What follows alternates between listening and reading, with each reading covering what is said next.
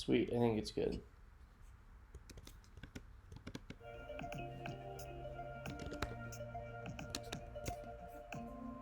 Prefix twin. Cool. Alright, where are we? Leet code. We are going to go to problems.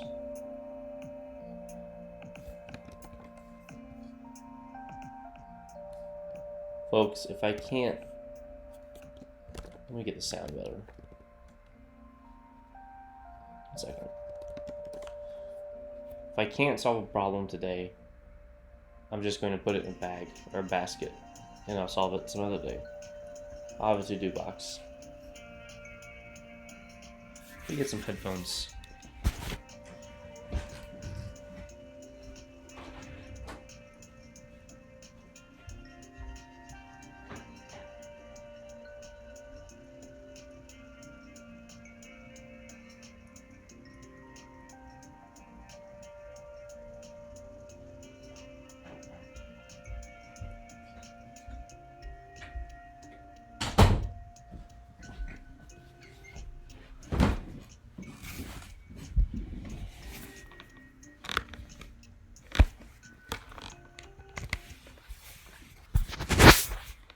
Okay, now that's better quality.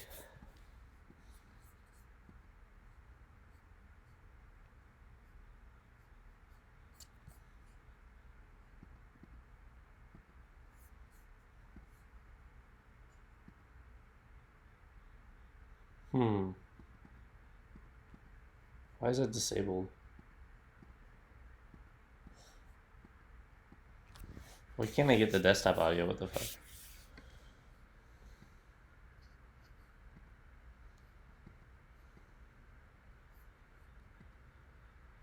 Oh shit, that's really high.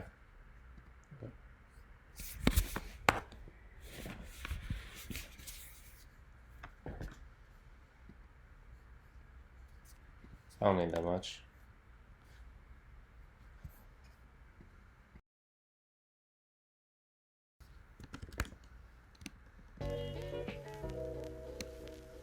Wait a minute. Wait a minute.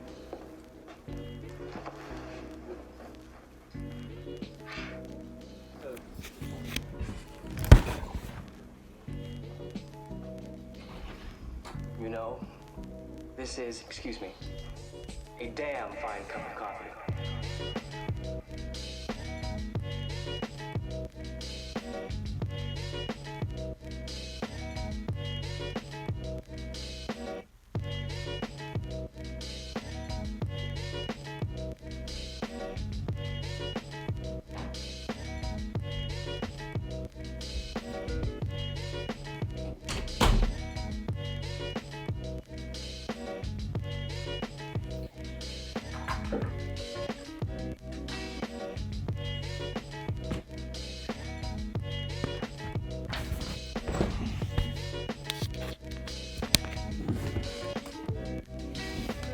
I'm gonna let you in on a little secret. Every day, once a day, give yourself a present. Don't plan it, don't wait for it, just let it happen. It could be a new shirt at the men's store, a cat nap in your office chair, or 2 cups of good, hot, black coffee. Like this. A present. Like Christmas.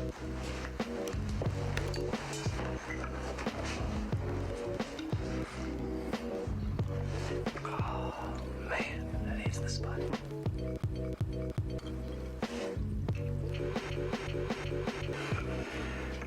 Nothing like a great cup of black coffee.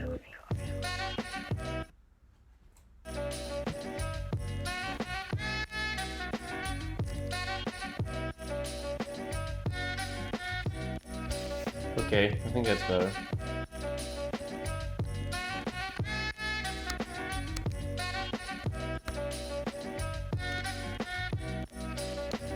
Yeah, let's try that.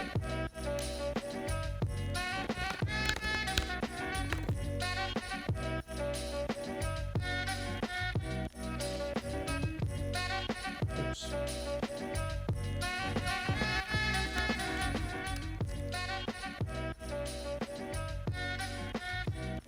Let's try this. Okay, I think that's better. Yeah, that's better.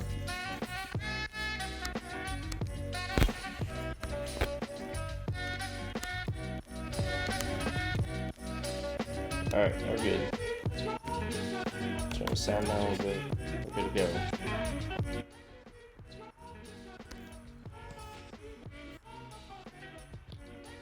Alright, 2 lowercase. Let's do it.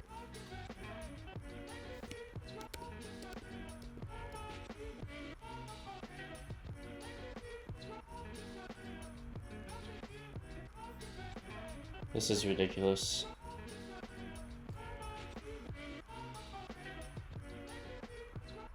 How would we do this without using 2 lowercase string method? We could do some regex or something. Do I have to learn regex?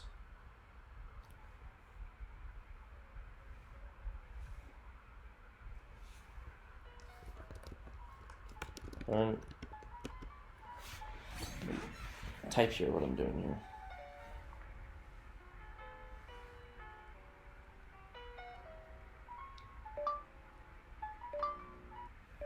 Leet code start 30 minutes ago. More like 20.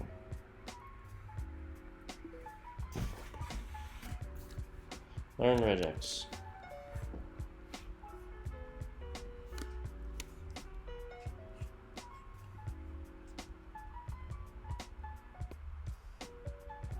Following lessons and examples will explore the more practical uses of regular expressions so that you can learn them as quickly or use them as quickly as possible. First thing to recognize when, so let's just do this for a little bit. First thing to recognize when using regular expressions is that everything is essentially a character. And we are writing patterns to match a specific sequence of characters, known as a string. Most patterns use normal ASCII, but which includes letters, digits, punctuation, and other symbols. But Unicode characters can also be used to match any type of international text. Below are a couple of lines of text.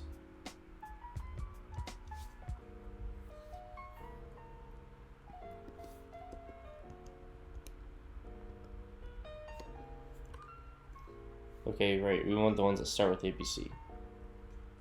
Notice how the text changes to highlight the matching characters on each line. To continue the lesson, you will need to use the new syntax and new concept introduced in each lesson to write a pattern that matches the lines provided. Go ahead and try writing a pattern that matches all 3 lines. It may be simple as the common letters in each line, right? Cool.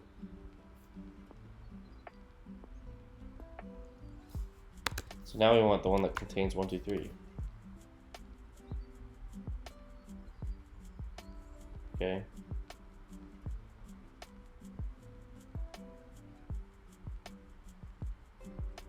So on with the period. I mean, skip.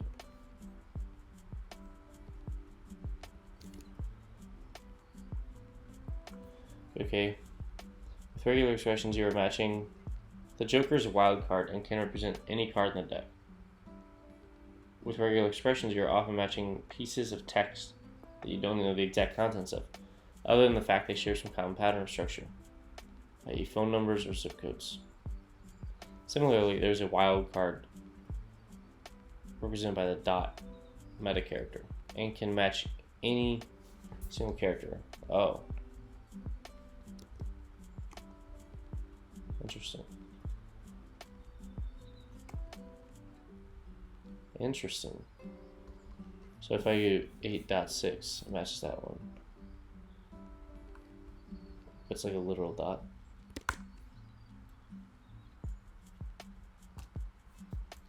Right, but we want a literal dot. That's why we have to do that.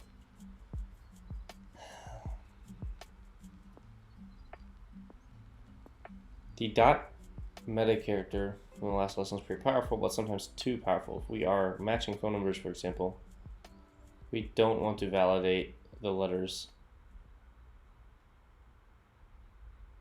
A, B, C, D, E, F, G, H, I, J as being a valid number.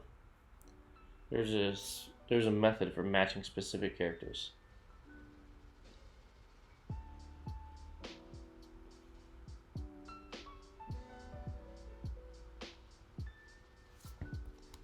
Okay.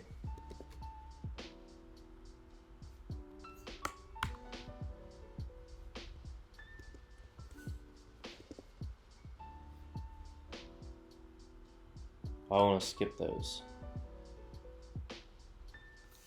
Right, so I just want something like CMF and alright.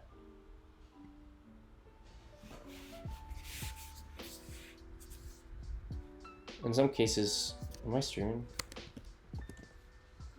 Yeah, I'm streaming.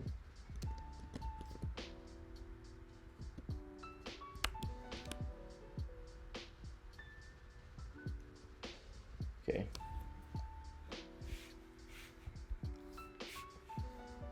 In some cases, we might know that there's specific characters we don't want to match. For example, we might only want to match phone numbers that are not from the area code 650. To represent this, we use a similar expression that excludes specific characters using the square brackets and the hat. Okay. Really, this is a bad example because I could just do that. But if I want to do the example, I'm going to do hat B.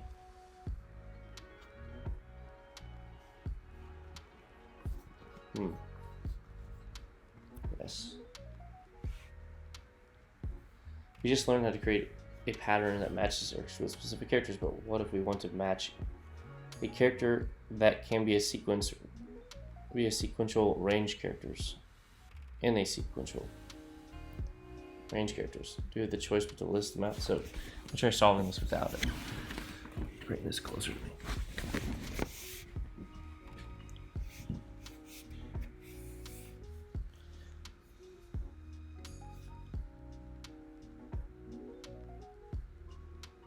Okay, it's where the first and last letter are the same.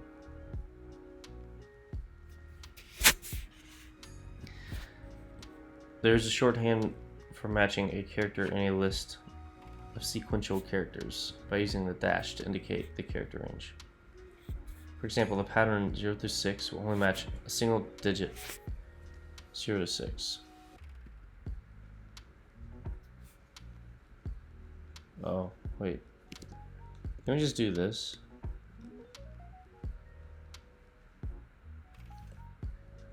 Oops, I did not mean to do that. But whatever.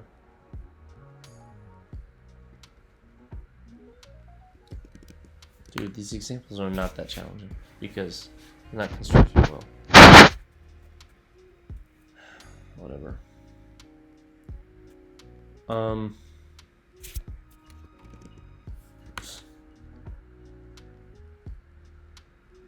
We've so far learned how to specify the range of characters we want to match. But how about the number of repetitions of characters that we want to match? One way we can do this is to explicitly spell out exactly how many characters we want. DDD would match exactly 3 digits. Any digit.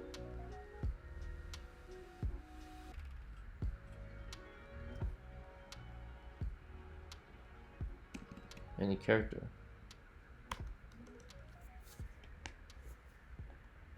More convenient way to specify how many repetitions of each character we want to use are curly braces. So this will match any character. So not very specific. Or we can do that. Certain regular expression engines will even allow you to specify a range for this repetition, such as A13.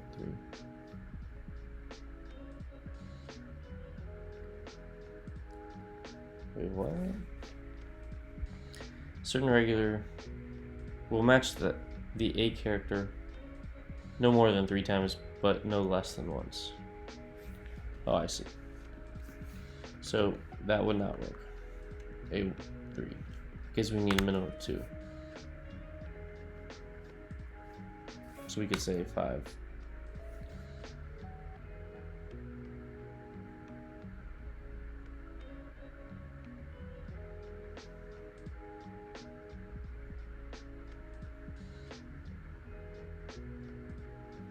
Yep.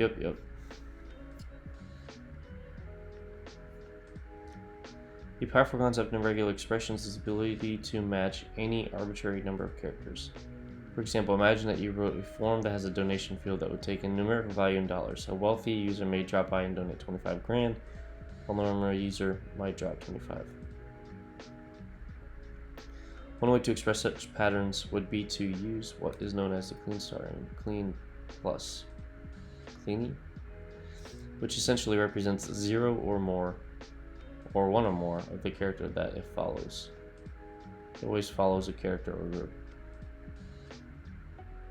For example, to match the donations above, we can use the /d, which means any digit, star,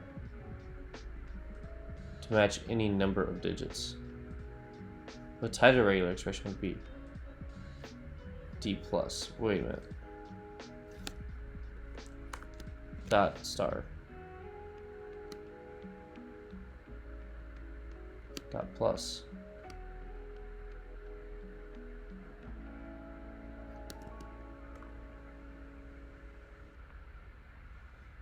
Which ensures that the input string has at least one digit.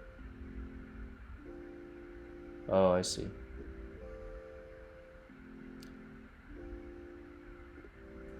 These qualifiers can be used with any character or special meta characters. For example, A plus means 1 or more A's. ABC plus 1 or more of any character ABC. And dot 0 or more of any character. Yeah, whatever.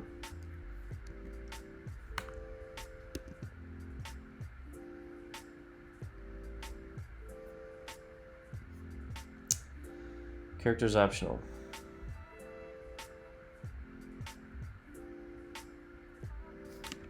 See, what a terrible example. You can just, oh wait, what? So literal. That's why. Question mark. Special. As you saw in the previous lesson, clean star plus allows you to match any repeated characters in a line. Another qualifier that is really common when matching the extracting text is the question mark, meta character, which denotes optionality. The meta character allows you to match either 0.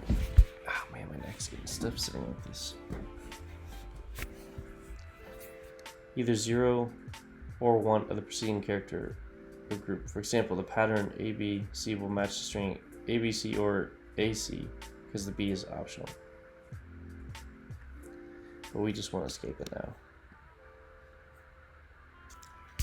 When dealing with world input, such as log files or even user input, it's difficult not to encounter white space. We use it to format pieces of information to make it easier to read and scan visually, and a single space can put a wrench in the simplest regular expression. Most common forms of white space you will use with regular expressions are the space, the tab, and new line, and the character term, useful in Windows environments. And these special characters match each of their respective white spaces. In addition, the white space special character S will match any of the specific white spaces. So this is matching white space. But how do we match any number of white space? Isn't it like that? Or we can do plus, i.e. 1 or more.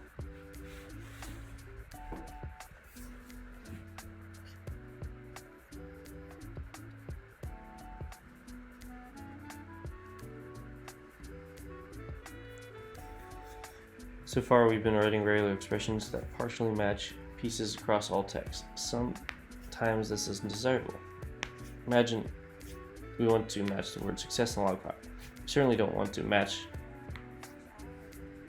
a line that says error unsuccessful operation. That's why it's often best practice to write as specific regular expressions as possible to ensure that we don't give false positives when matching against real world text.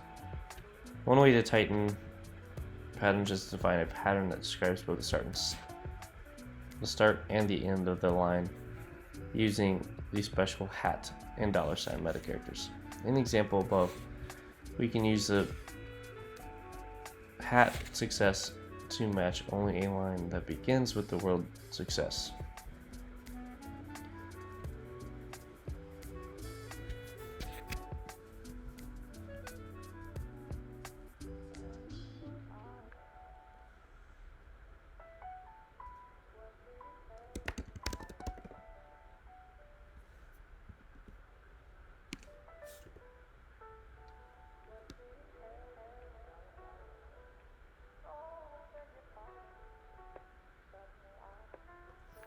Only a line that begins with success. If you combine both the hat and dollar sign, you create a pattern that matches the whole line completely at the beginning or end. Wait, what? Oh shit, what'd I do? Oops, yeah.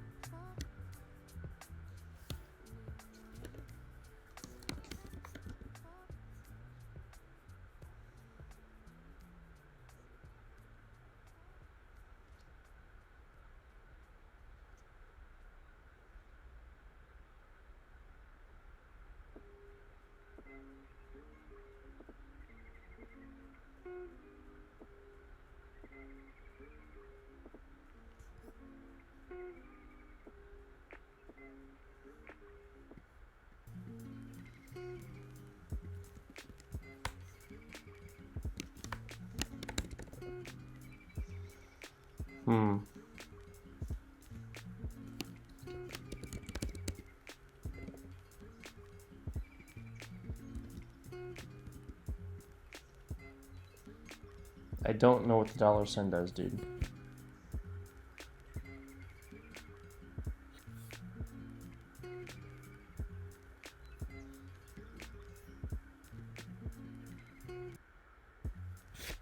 But I get what they're saying. No. See, this is a bad example. I don't know. Like, why should this work? This isn't practical or real. You're trying to match unsuccessful. Things that end in successful. And then give me an example of how to use the dollar sign.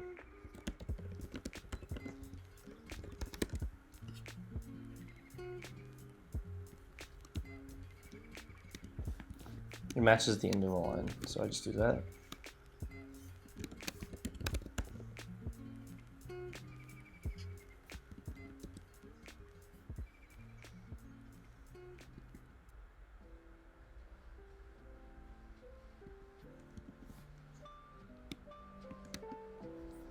Yeah, I just do that.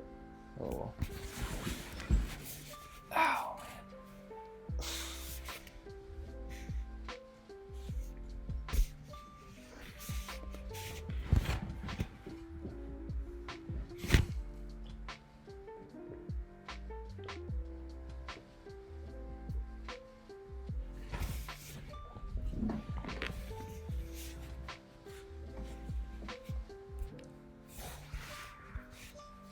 Regular expressions allow us to not just match text, but also to extract information for further processing. This is done by grouping, defining groups of characters and capturing them using special parentheses, meta characters, and sub-pattern inside a pair of parentheses will be captured as a group. In practice, this can be used to extract information like phone numbers or emails from all sorts of data. Imagine you had a command line tool to list the image files that you found in the cloud. You could then use the pattern such as wow to capture and extract the full file name. But if you only wanted to capture the file name without the extension, you could use the pattern that which only captures the part before the period.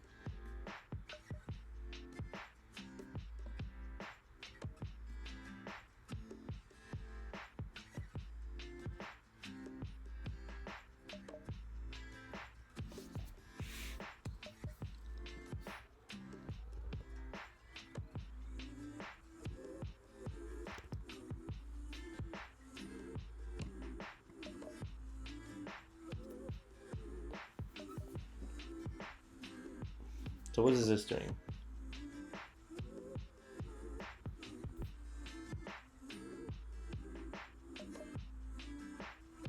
The hat means the beginning. Isn't it the one I just did?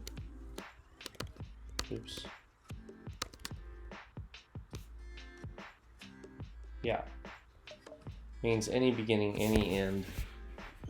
All we're looking for is something in the middle.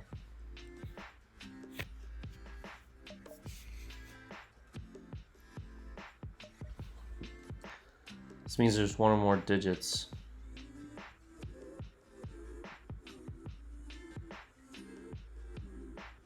This means a literal dot PNG.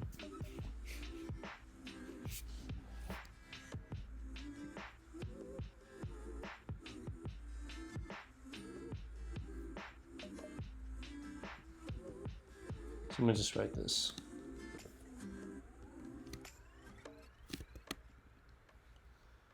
So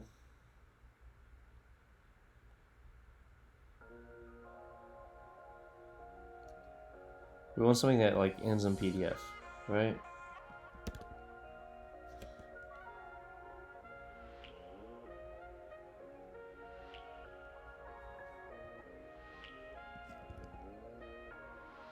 Like that.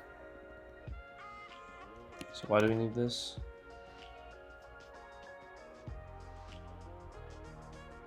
Because we only want the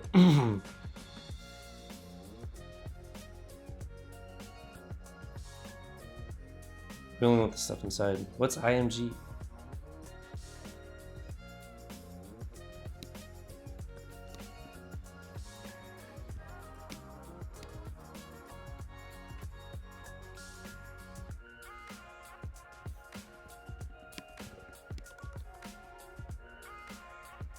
What we want to do is match all characters.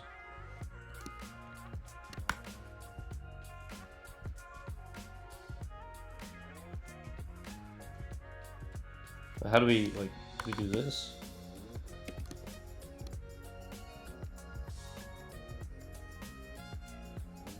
Okay, so we're matching all characters. But if you only wanted to capture the file name without the extension, use the pattern of that. Okay.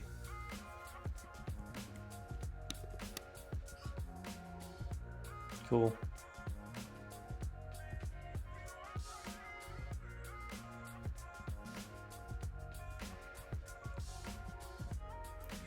When you're working with complex data, you can easily find yourself having to extract multiple layers of information, which can result in nested groups.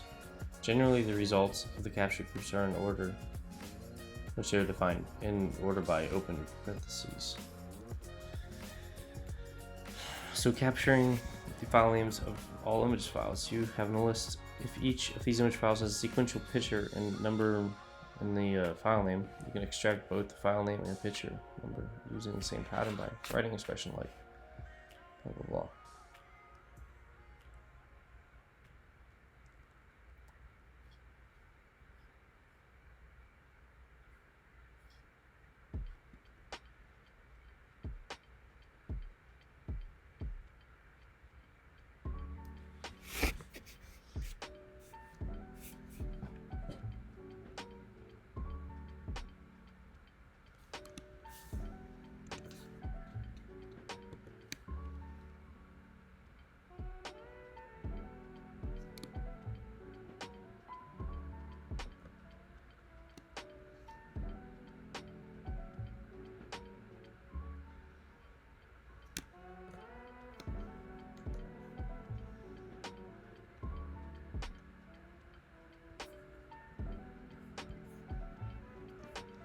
So we want one or more digits.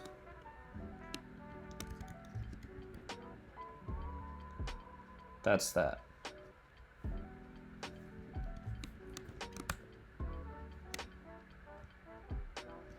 But we also want something else, which is like the whole line.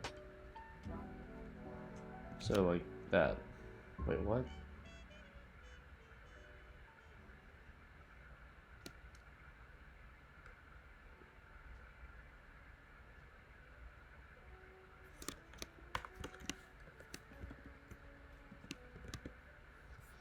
Okay, like that makes a lot of sense.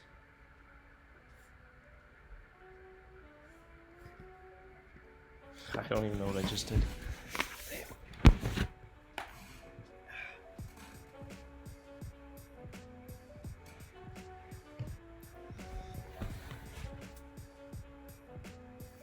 You saw in the previous lessons all the quantifiers, including surplus, repetition, and question mark.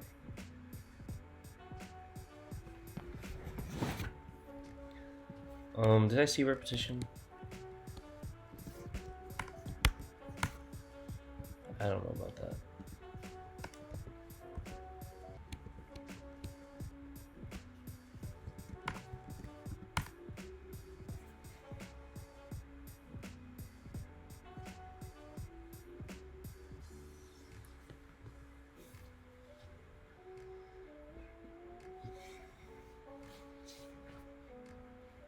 If I need that phone number may or may not include an area code, the right pattern would test for the existence of a whole group of digits.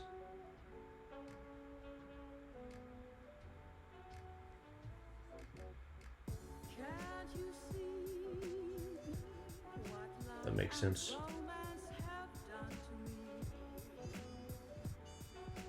There are multiple regular expression engines. You can also use non-capturing groups, which will allow you to match the group but not have it show up in the digits.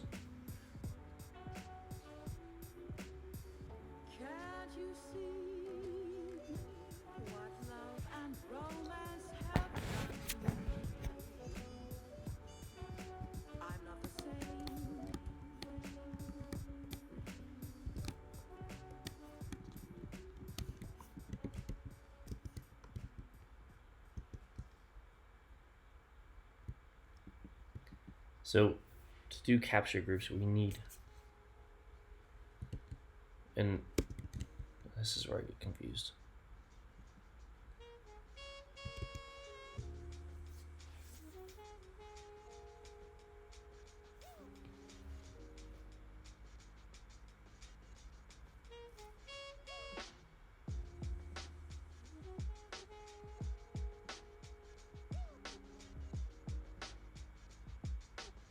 You can also use non-capturing groups.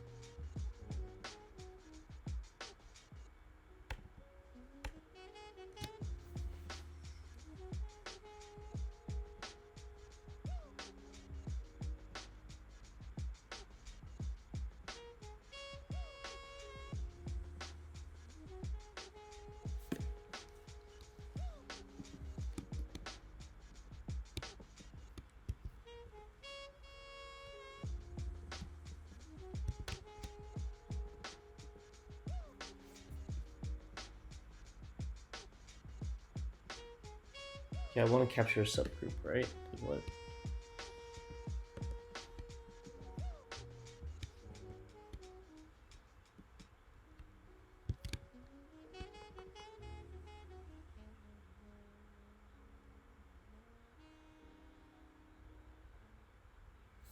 So what if I just want the last group of digits?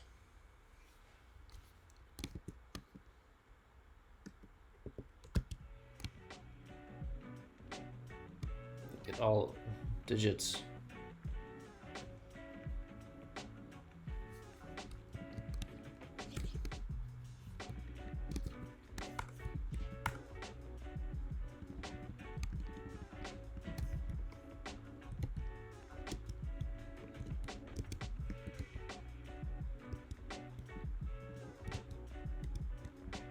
I don't know what the solution is.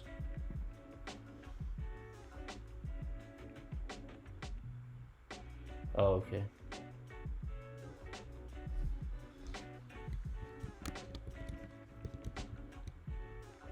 Interesting. As we mentioned before, it's good to be precise. That applies to coding, talking, or regular expressions. For example, you wouldn't write a grocery list for someone to buy more that because you have no idea what you could get back. Instead, you could write buy more milk or buy more bread. And in regular expressions, we define these conditions explicitly. Specifically, when using groups, you can use the logical or the pipe to denotate different possibilities. And with the above example, I can write buy more milk bread juice to match only the strings. Will it match all those though?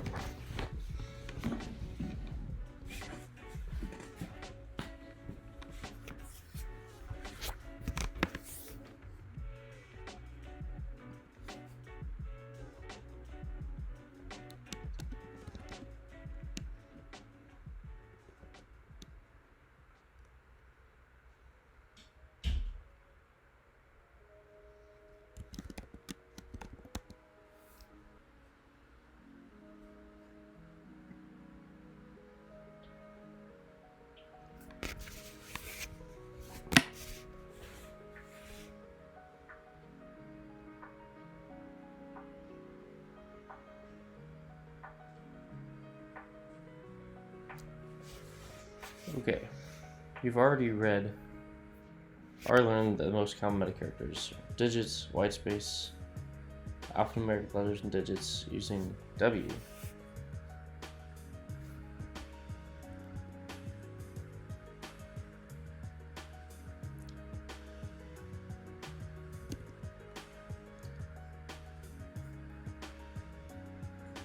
Interesting. Uppercase.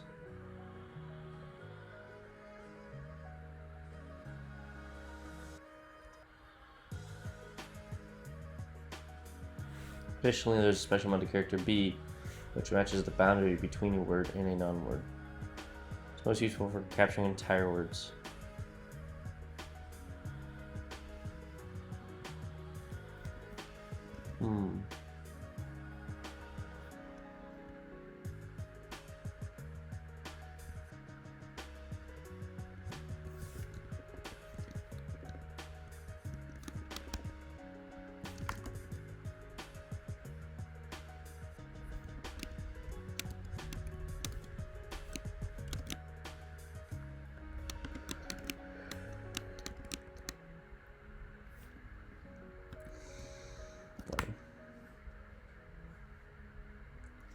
Additionally, one concept that we will not explore in great detail in these lessons is back-referencing, mostly because it varies depending on the implementation. However, many systems allow you to reference your capture groups by using /0.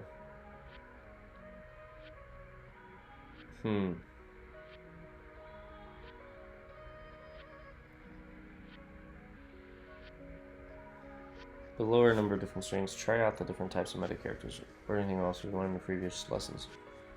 And continue when you're ready.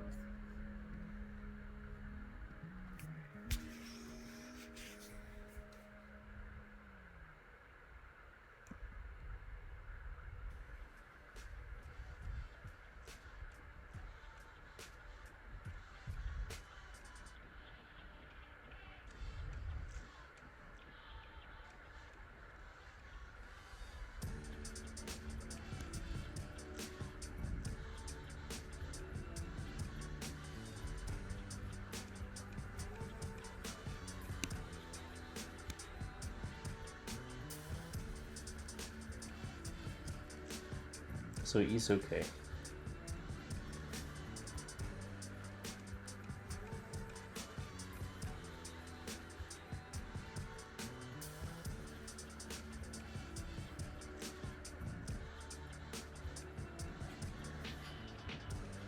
That's a little too dense. Okay.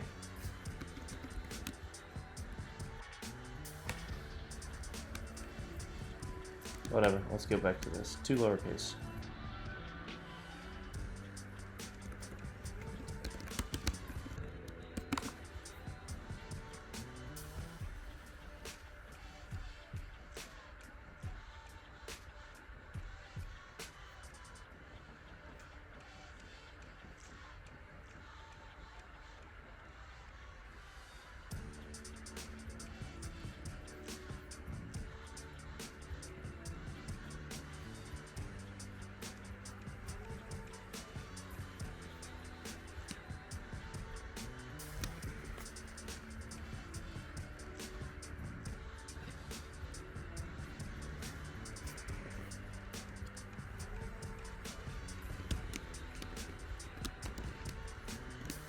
See what happens.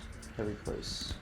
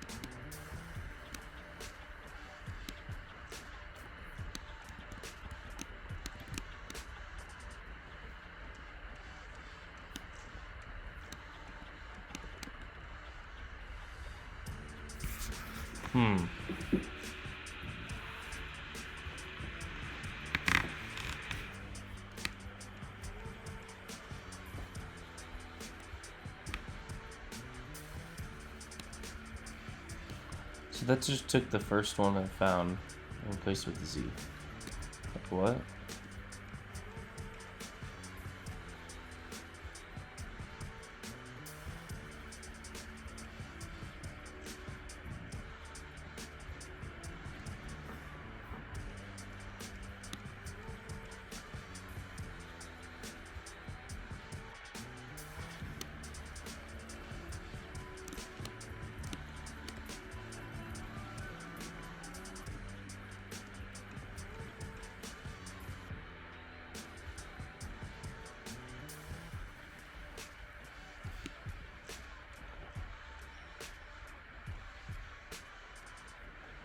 See, this just literally takes every character and replaces it with the lowercase equivalent, I guess.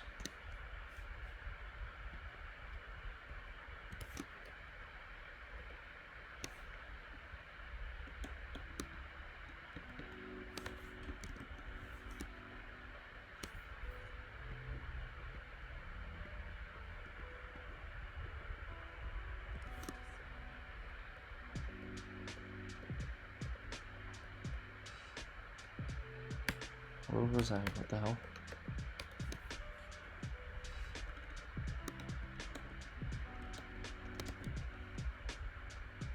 Yeah, that doesn't really work here.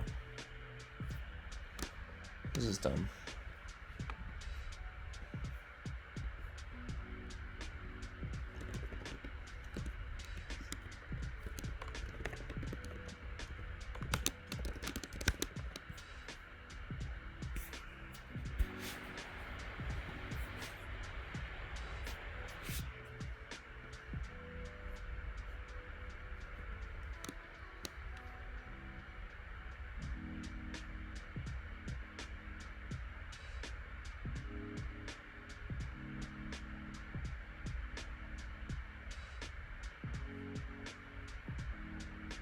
Copies it to another stream buffer. I don't know what transform does.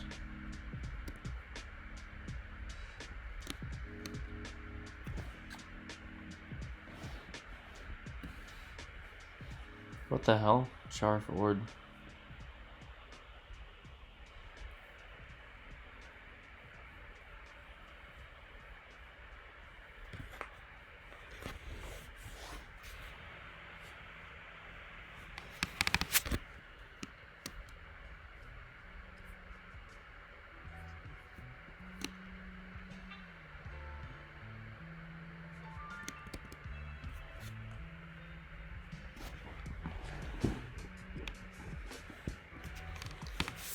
This is funny.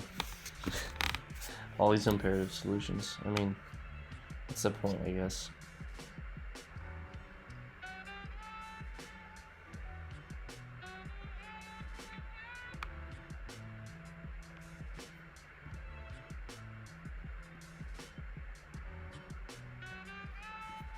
Makes sense.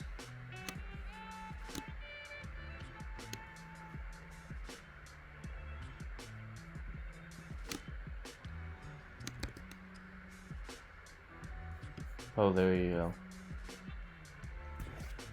Well, that's pro.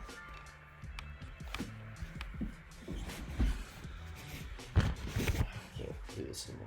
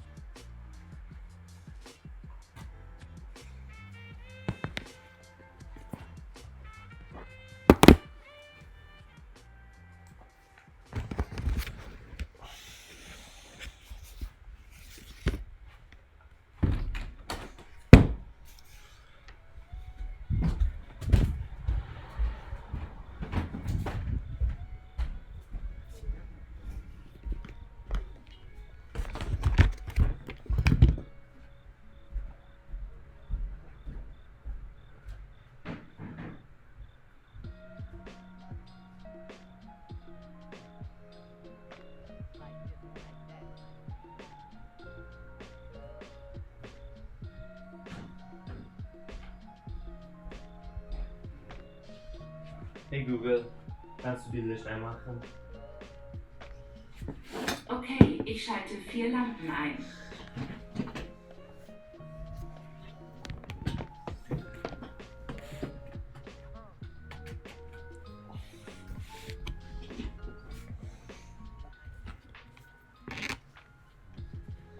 Okay.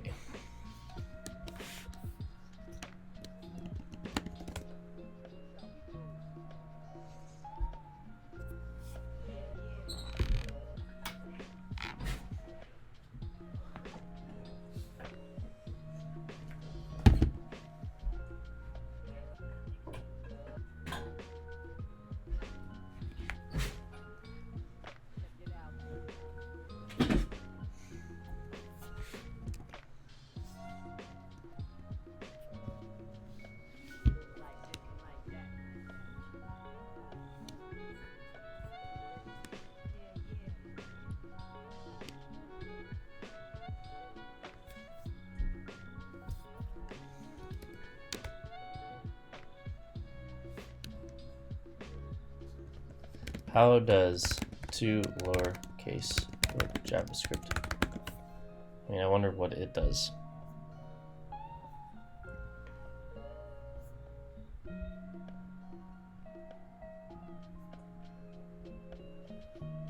Call check object coercible passing. This value is an argument.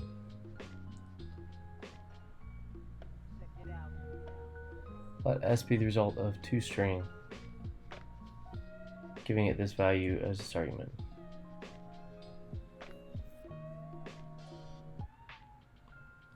Interesting. Does ECMAScript really specify all those things? Because that's interesting. Oh, that's cool.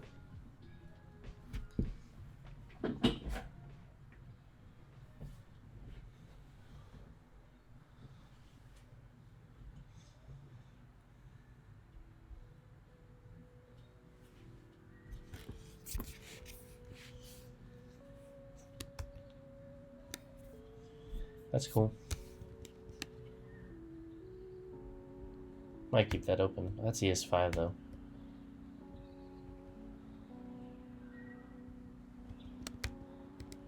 Alright, let's go back to no problem.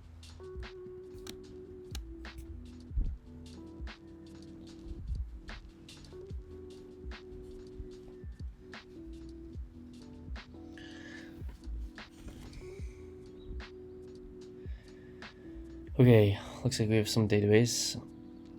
Column type, player ID, device ID, event, date, games played.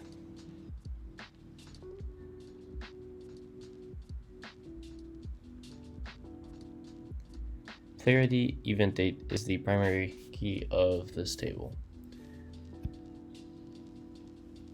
Oh, the combination.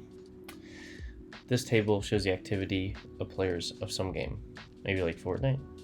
Each row is a record of a player who logged in and played a number of games, possibly 0, before logging out on some day using some device. Makes sense. Why am I doing SQL? What the fuck?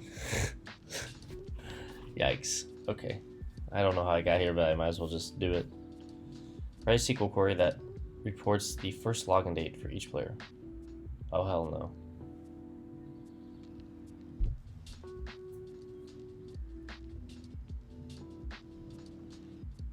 Yeah, this is not what I wanted, lol. I just wanted algorithms.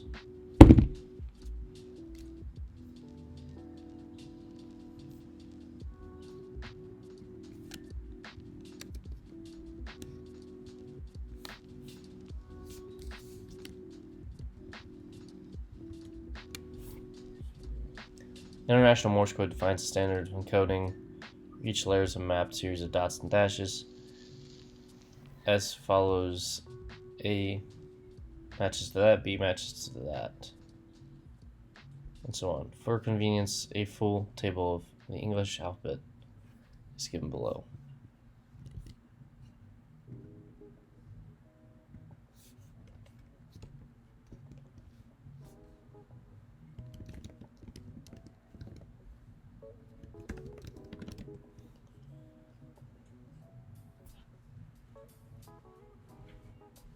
Each word can be a concatenation. Alright, it looks pretty simple.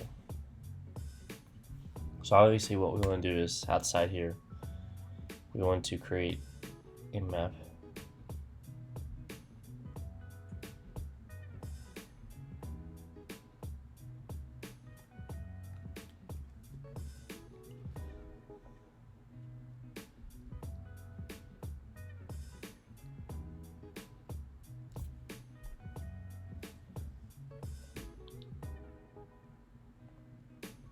Or if we can honestly just get the index.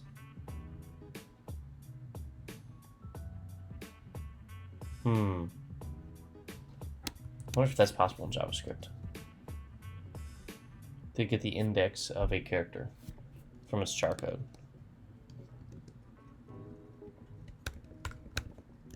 Char.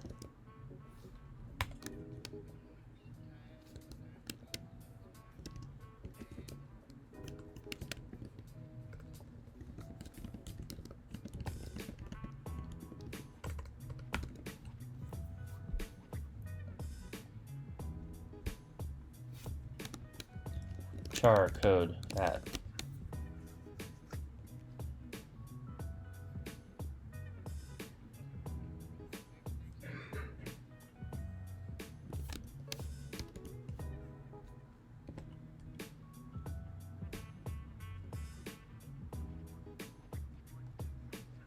Yeah, we can probably do that. They're all lowercase, I guess.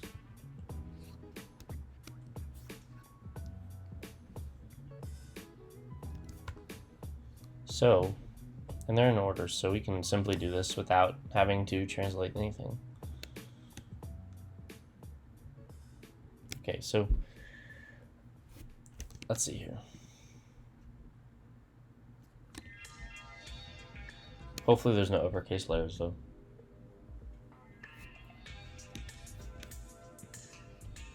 So I just need to do var or a.char code at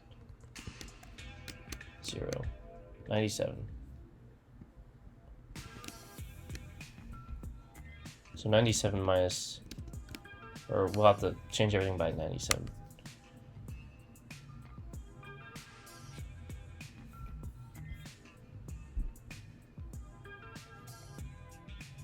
Oh wait, what's it asking for? Now, given a list of words, each word can be written as a concatenation of the Morse code of each letter.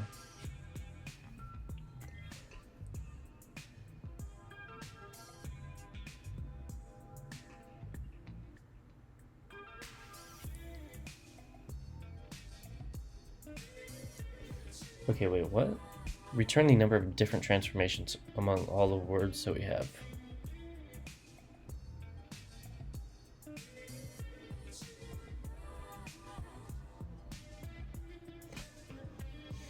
Okay, that's the transformation.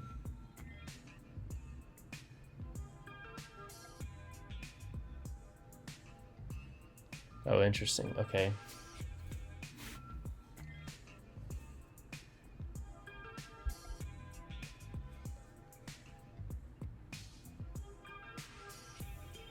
Okay, so we have multiple steps here.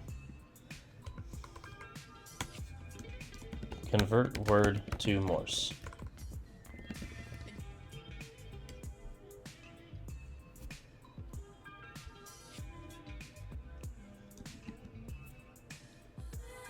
Then count number of unique transformations. Alright, so basically what we want to do to convert, we want to have transformation be here, transformations.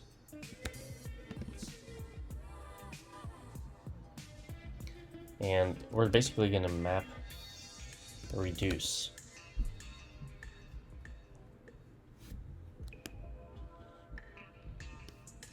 previous current. We're going to reduce over something. We're going to have an empty string be the initializing thing. What we want to do is take each word string, this is the word, and we want to convert the word. So we want to basically do something like this.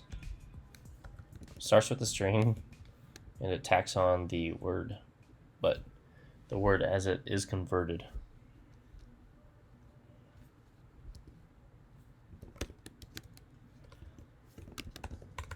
To Morse word, something like that. So now we need to create this function.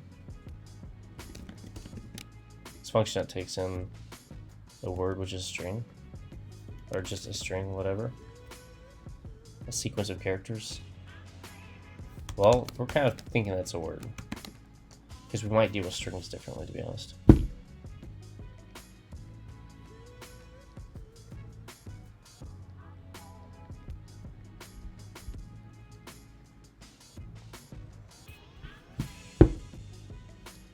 So how are we going to deal with this? I think we want to subtract it by 99. Yeah, see, they're all in order. Oh, it's subtracted by 97.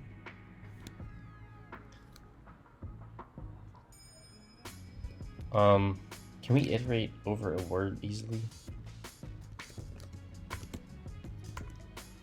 Yeah, let's just do it.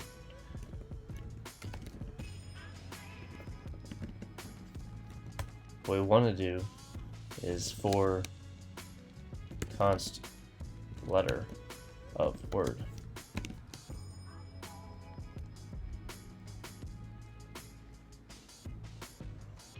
And then we're going to have letter dot get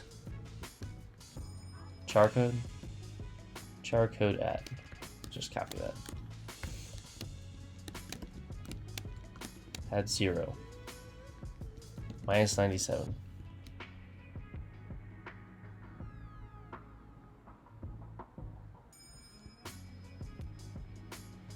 Okay. That's the Morse index. Right there. String plus equals. There we go. Return string. That should be our two Morse code. So we're going to initialize an empty string. We're going to iterate over each letter. We're going to get the char code of that letter and then subtract 97. That's going to be the equivalent index in that Morse code array. And then we're going to use that to build up this big transformation. And then we want to put in some sort of hash or set. Can we do that? In ES6 we can. Use set.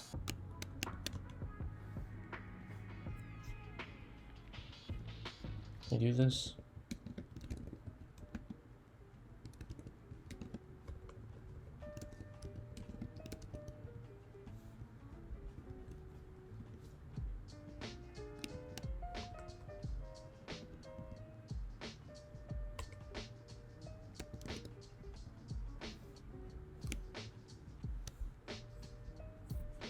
Okay, so now we can use a set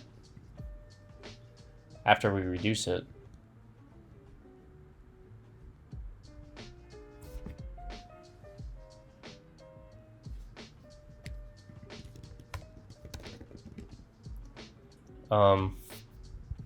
Yeah, I'll use a pipe in real life to do this, but here I'll just do it with different statements on each line. So new set. So this should be an array of things. Oh, it's a, wait.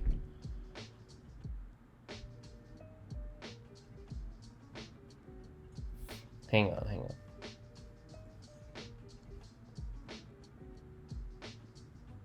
Oh, I'm doing this wrong. We want to map over the words.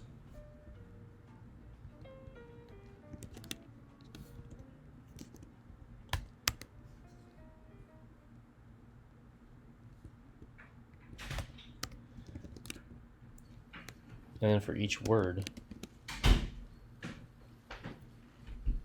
we want to create one of those transformations. What's up, my dude? What's up, Joseph? What's up, Sophie?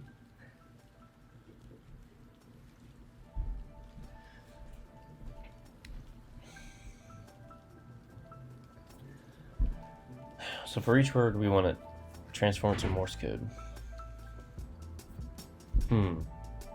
Yeah, we don't actually need to concatenate all these together. I don't know what I was thinking. So we can just do this, that map to Morse. That should give us an array of different transformations, and we'll throw those in a set. In fact, that's so short, we can just do this now.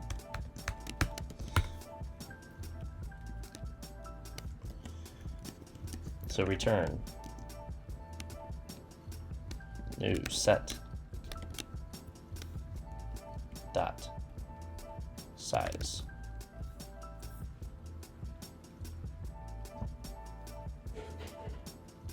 Oh, this is supposed to be a let. There we go.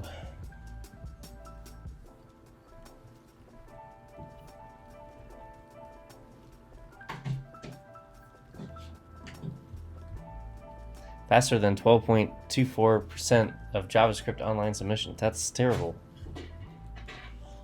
If I run it again, it's faster than 66% now. This thing is so BS.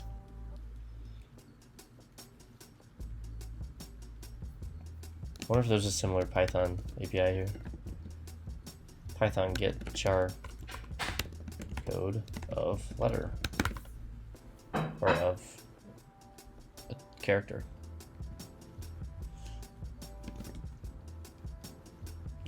Python 3.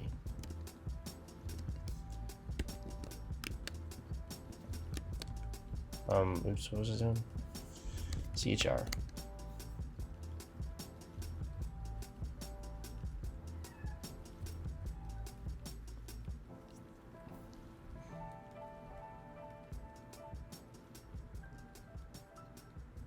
Use the ORD function.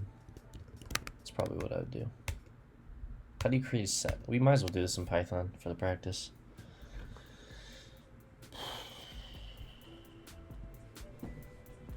Neat Morse code representations.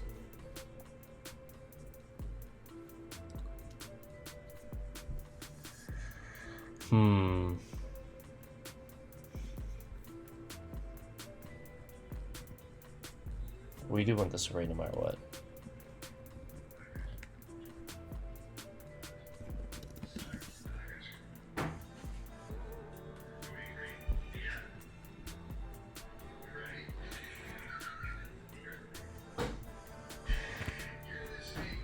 I really want to figure out how to map.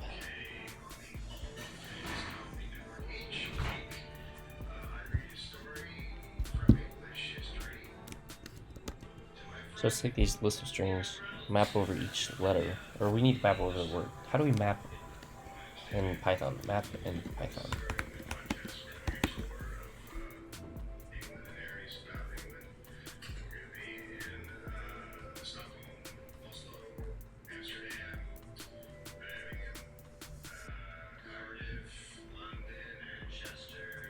So it takes in a function and the thing. Yep. How do we specify a lambda in Python?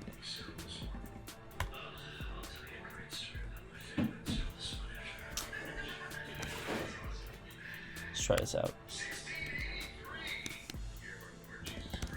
Takes in something and it adds one. What the hell? Why is that an object?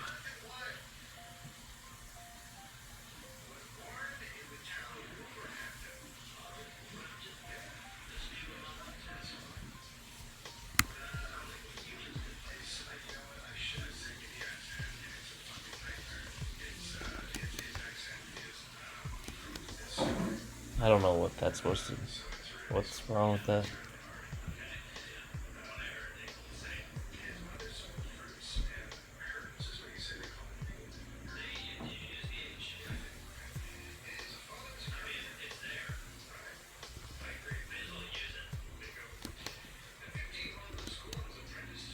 Dude, this is dumb.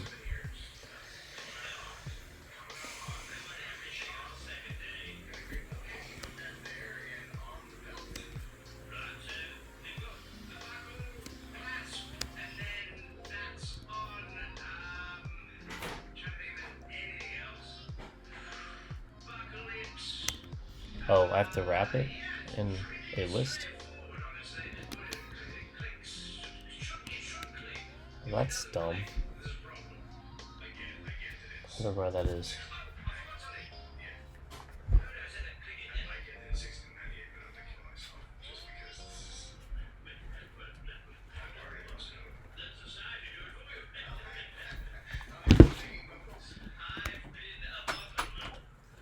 Okay.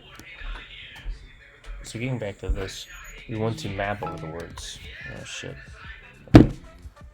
Map. We want a lambda. That's going to take in a word.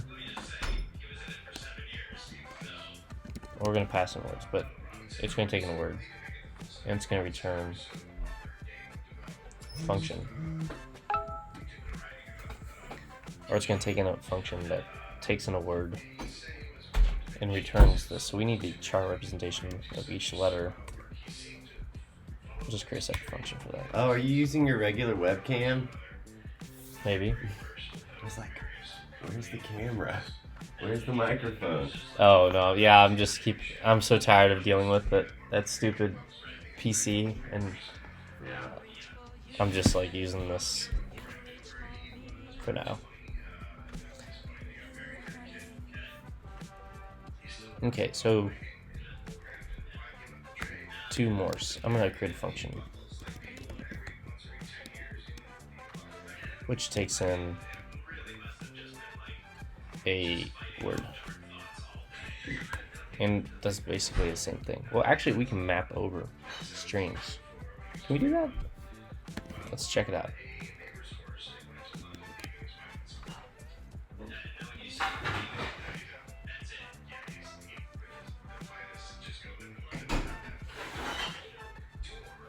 Let's create a lambda.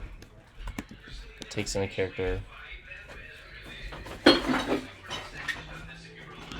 just have it. Oh, dude, thanks for doing that. Sorry, totally forgot about it. Takes in the length of that, and we're just passing in a string. Oh shit.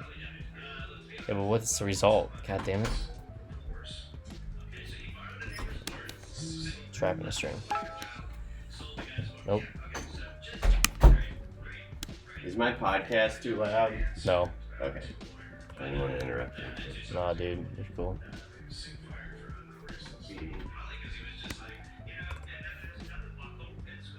Let's try to map over a string.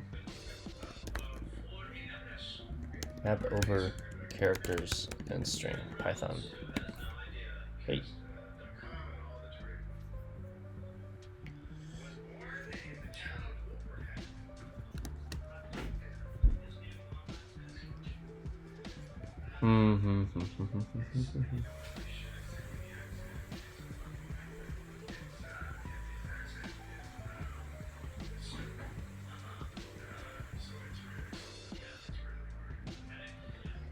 Yeah, I'm not sure that's worth it for now, for today.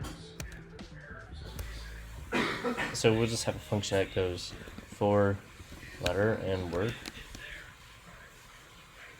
Basically, it's going to... Let's try to get the word of A. It's 97. It's the same. So, word, letter, and that's the index of the Morse.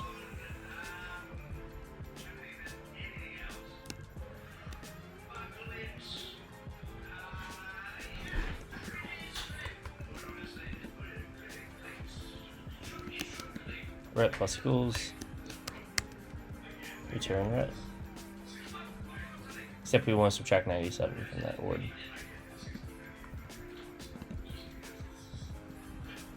Okay, now that we have our 2 Morse function, we're going to map over each one. Actually, we can just pass in this as a reference.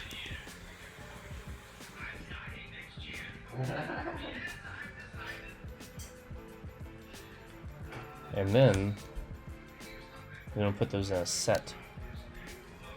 How do we do that in Python?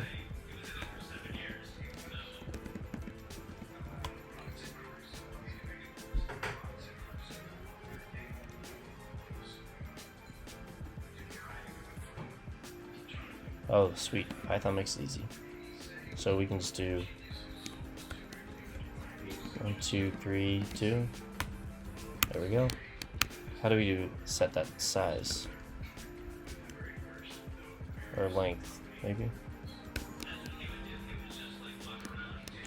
Alright, sweet, that works. So we'll do the length from set, and that will be our answer. So the length of the set of when you map over each word to be going Morse word.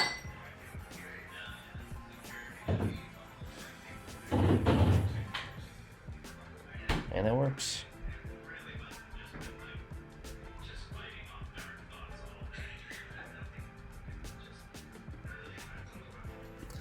Mine uses more memory. I'm not sure why.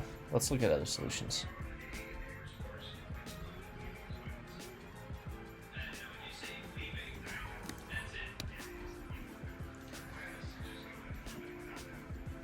I love how people are obsessed with putting everything on one line. Word minus 97.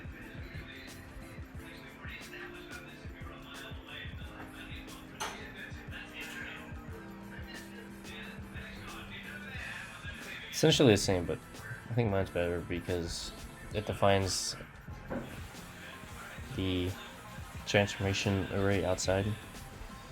6 lines, 95% of the time.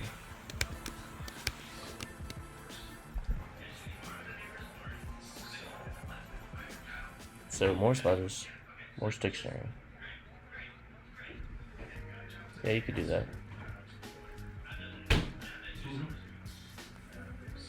Because that word function may be slow, to be honest.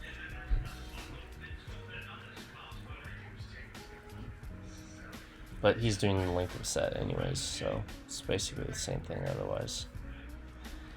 Okay.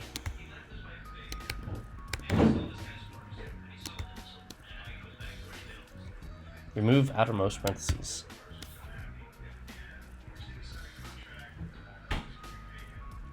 Let's just start off in Python this time. A valid parentheses string is either empty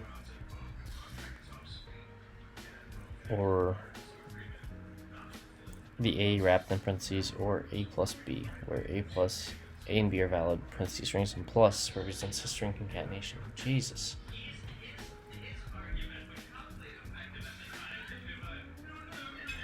A valid parentheses string is primitive if it is non-empty, and there does not exist a way to split it into A plus B with A and B non-empty valid parentheses strings. Not sure what that means. Okay, are all valid parentheses strings.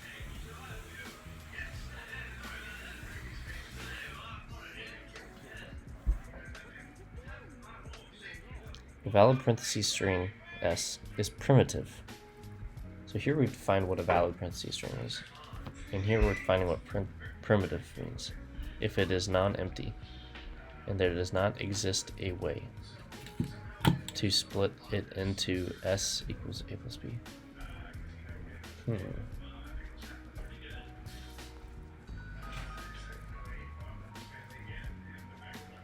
A valid parentheses string is either empty, so this is valid,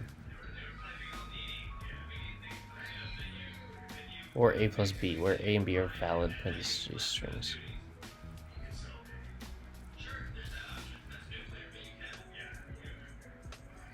And plus represents a string concatenation.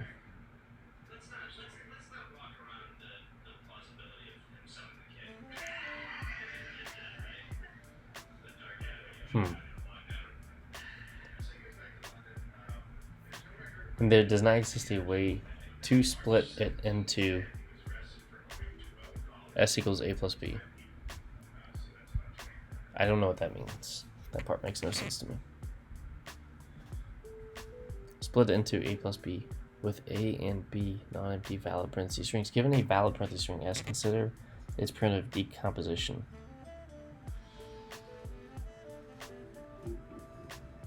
S equals P1 plus P2 plus Pk, where Pi are primitive valid parentheses strings. Return S after removing the outermost parentheses of every primitive string in the primitive decomposition of S. This is supposed to be easy? Good God. Let's just look at it real quick.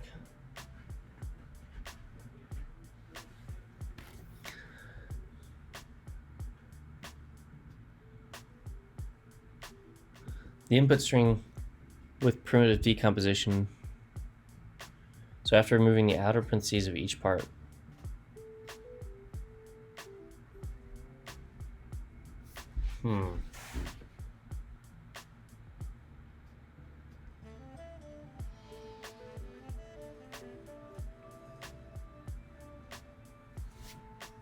I don't really understand the question.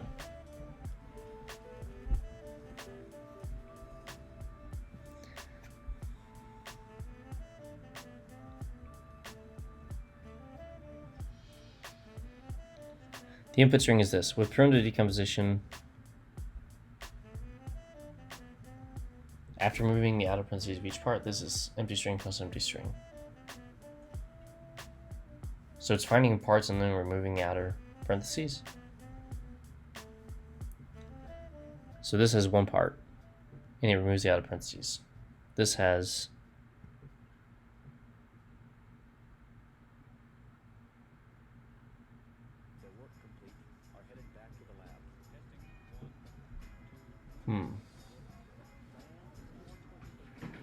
Okay, this has two parts, and after removing the parentheses, you should get empty string. That makes sense.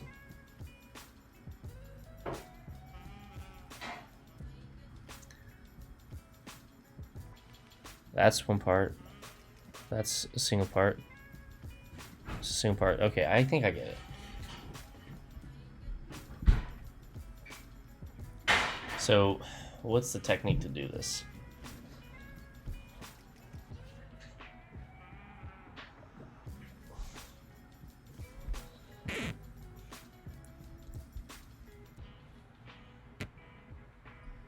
The first thing that could be done is to find the separate parts. So let's just write this down. Find parts. Remove outer parentheses of each part. So taking a string and exploding into parts. That would be the first thing.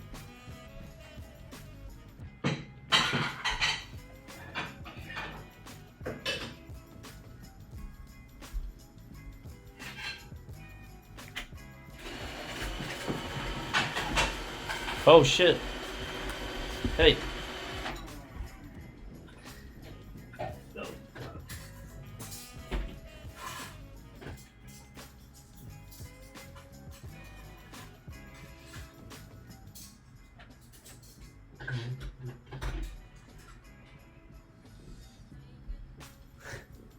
That was weird.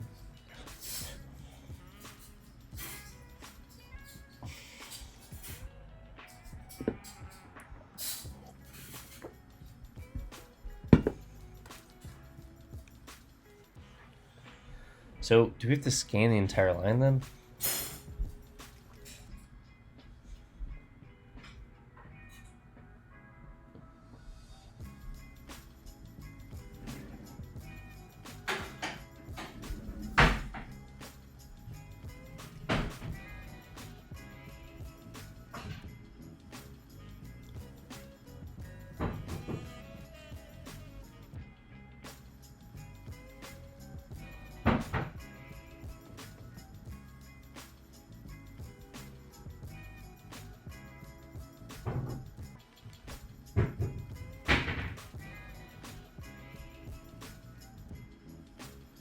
Okay, I kind of get it now. Wait. So, if we were going over the loop once, we would first find the very first outer parentheses.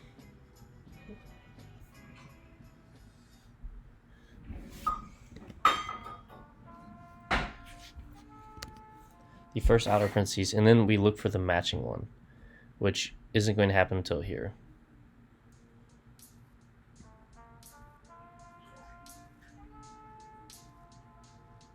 And then we just start that process over.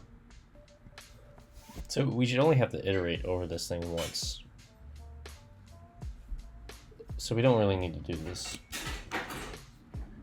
I don't think. For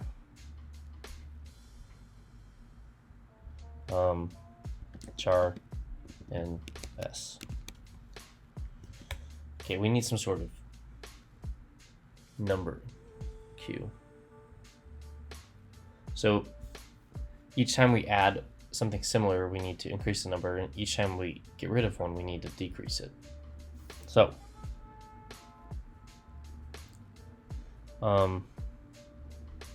if the char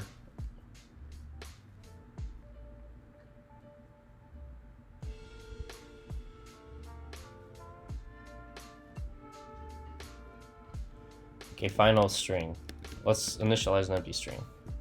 So we'll decide whether or not to add.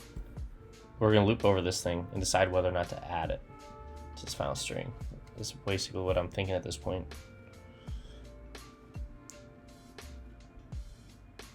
We're not gonna tokenize this because this is the most efficient for this task, I think.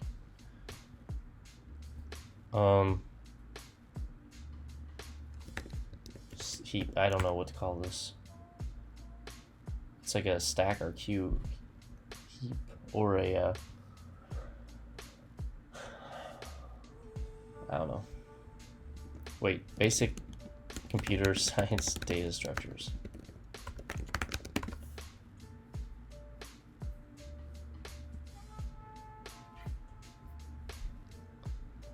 I think it's a queue.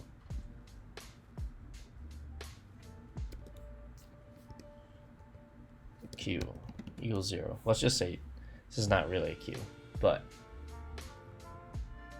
No, Sophie.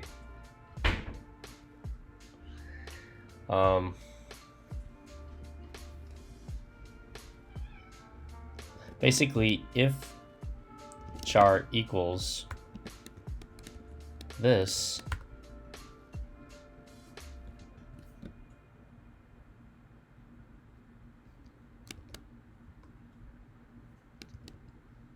we're going to continue, or we're going to break. Wait, I want to continue.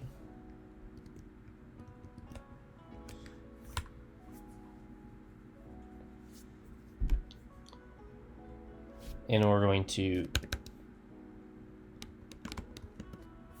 add that, add the queue to 1. And once we get down to 0 or,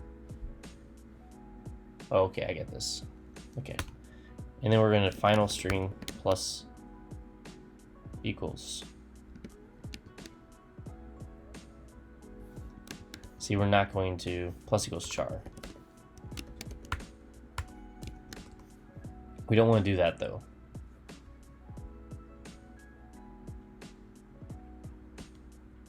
And that's not how you write an if statement in Python. Yikes.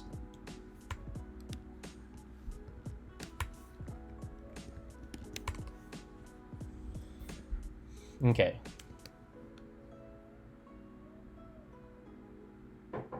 Else if.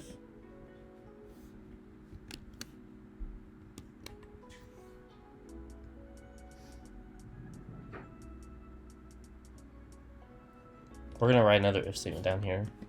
If q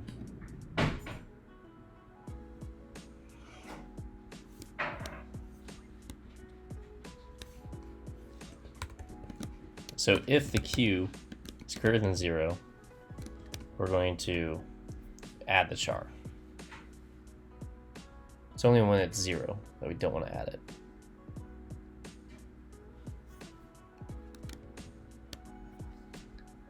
Although we might have to do this at the very beginning. I can't decide yet. It depends how I code this, I think.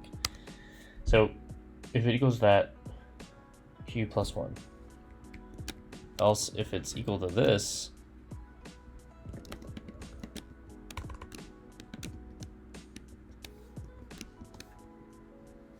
then q minus equals 1.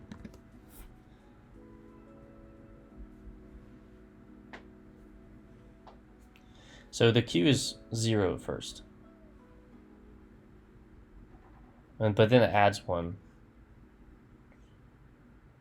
So this can't operate the first time. That's for sure.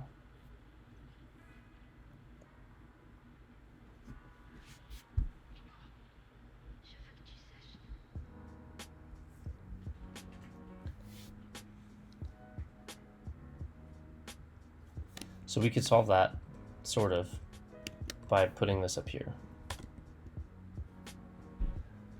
Because the first time it will be 0. Okay, let's just walk through this.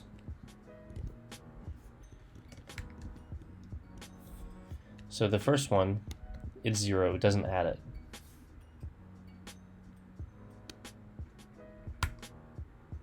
But it will add 1 to the queue.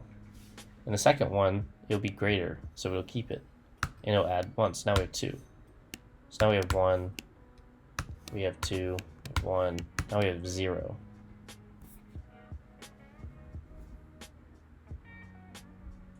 But we want to remove the string after that, right? I think this might just work, to be honest. Oops, I'm not returning the Q. I'm not returning that.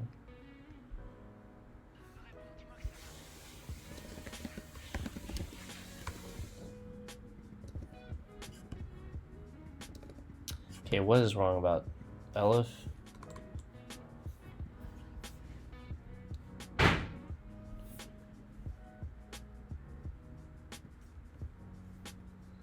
So if Q is greater than 0,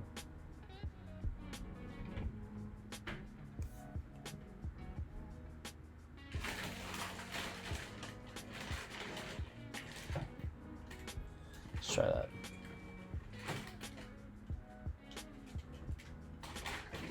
Close.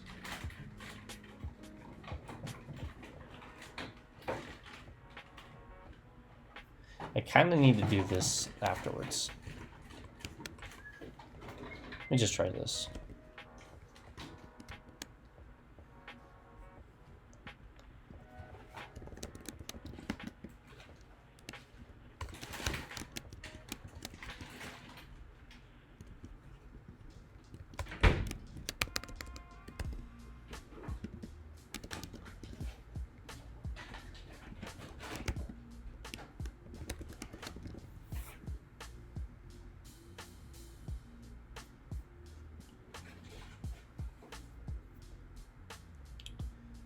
Oops, that's not what I meant to do. And not first time.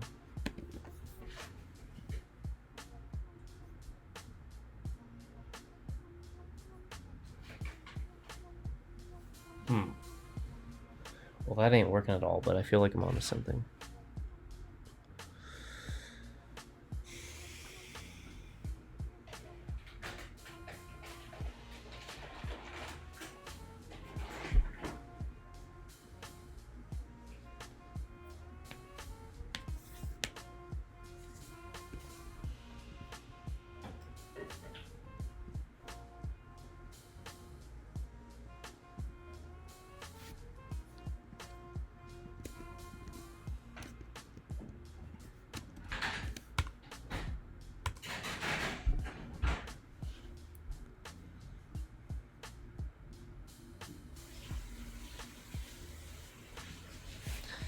So if the Q, okay, so char equals the left parentheses is going to add 1.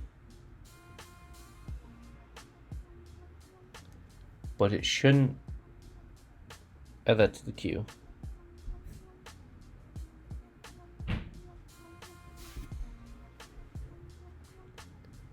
If it does this, the second one, it'll definitely add it. It'll definitely add this. So we get 0.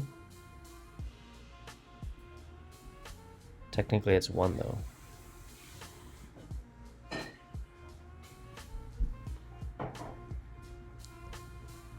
So that's 1, 2, 1, 2, 1, 0. That means skip. 1,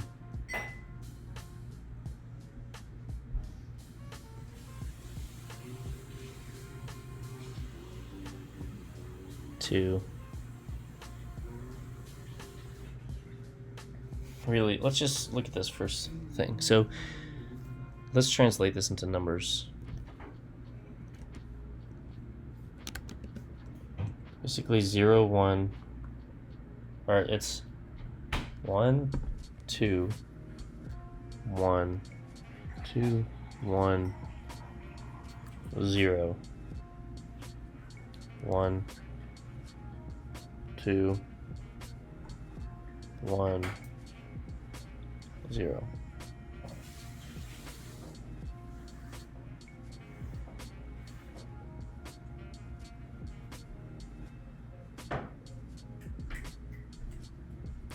So I think that works. We just need to remove the first character no matter what under these rules.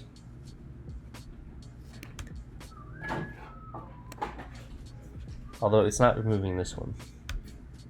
It's always the first character.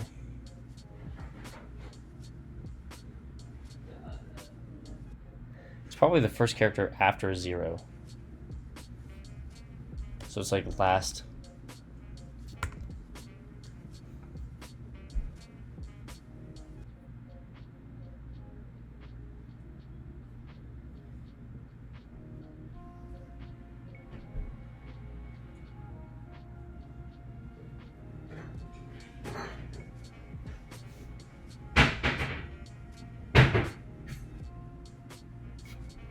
So previous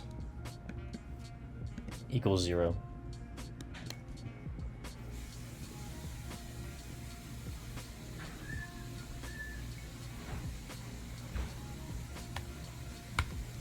So no matter what, the previous,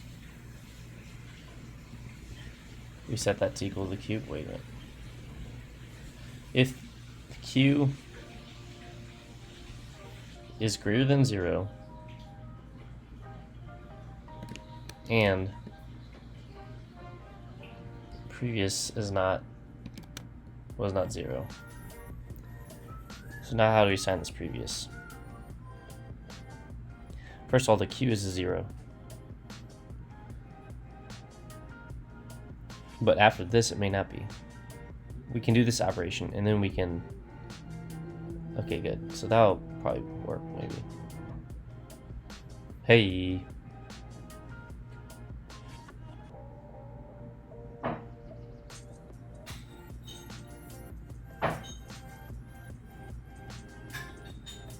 I think that may just work. There we go. Look at that. That's beautiful.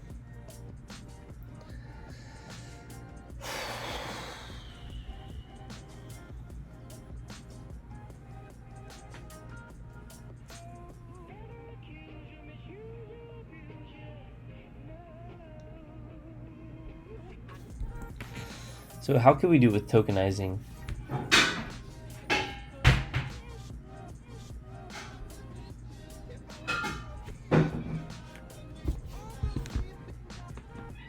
Hey. How's it going, Joseph? It's going good. Sorry, is this too weird? No. It's fine. Although I do have 2 songs I want to get your reaction to at some point. So when you're done with that, let me know. I'll be done for 2 hours, but what songs are there? Well, the first one is from this band called Clap Your Hands, Say Yeah, by the Skin of My Yellow Country Teeth. I think you might like that one because it sounds, or I want to hear what you think about it because the lead singer reminds me of the singer from Smashing Pumpkins.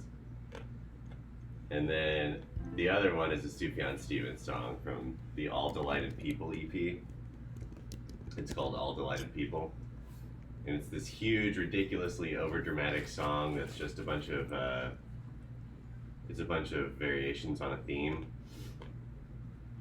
But I personally love it to death. But I want to hear what you think of it. It's 11.5 minutes long though. I'll have to listen to it soon. Okay. I'll let you know. Yeah, don't listen to it without me. I wanna listen to it with you. Oh shit. Yeah, not that one, because that's like an active listen. The other one you can listen to whenever, I don't care. Okay.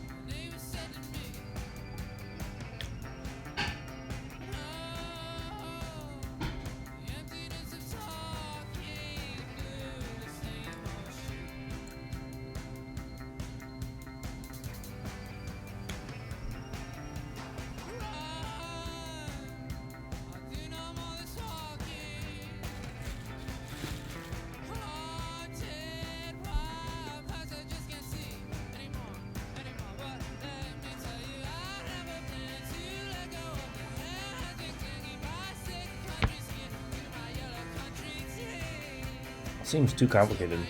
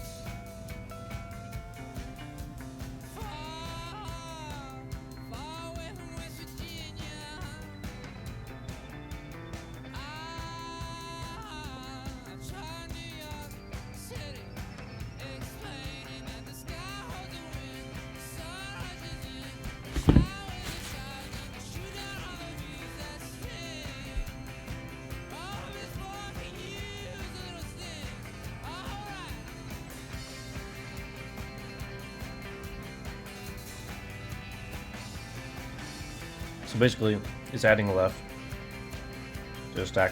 Else it's popping it.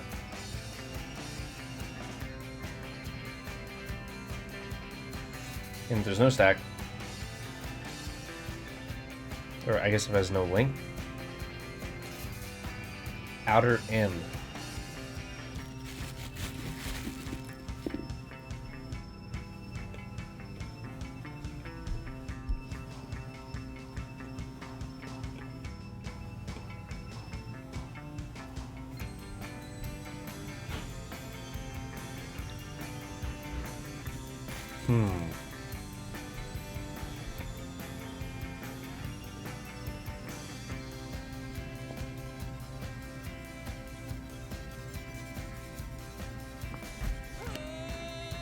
It seems enormously complicated. I can't believe it's even faster.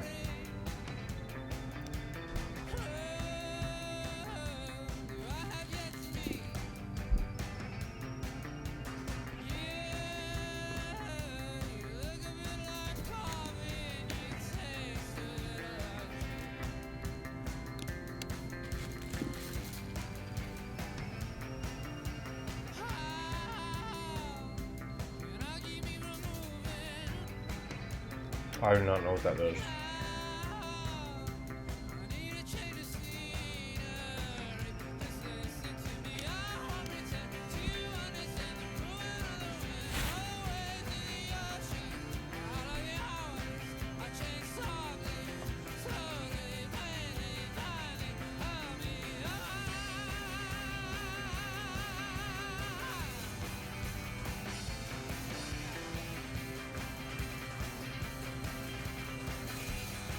Well, this catches two cases, I guess.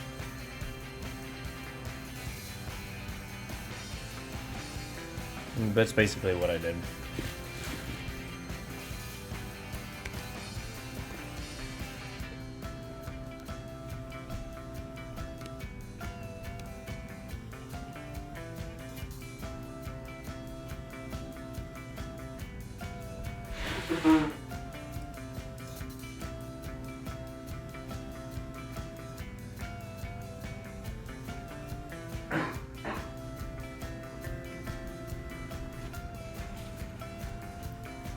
Let's go on.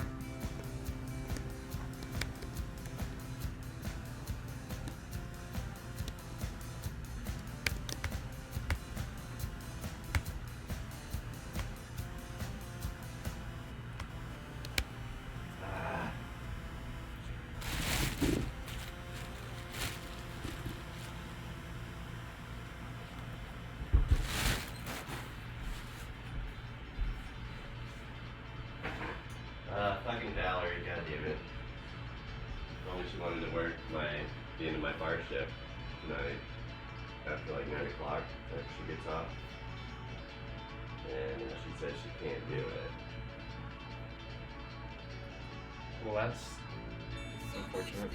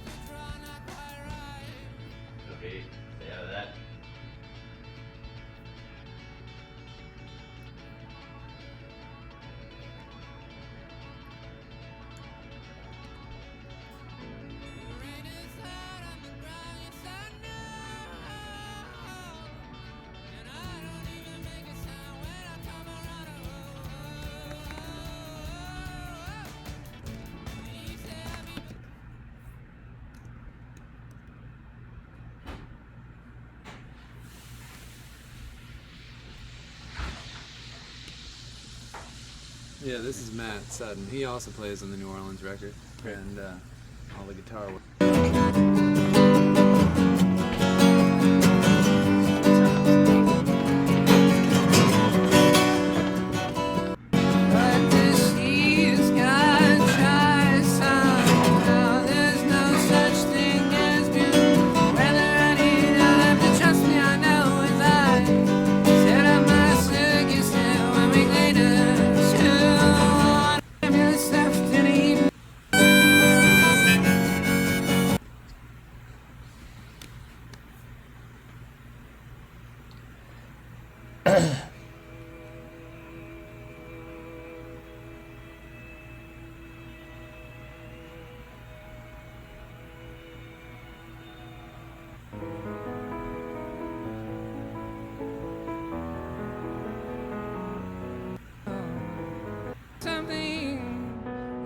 Someone on the line, selling pages ripped from some hole.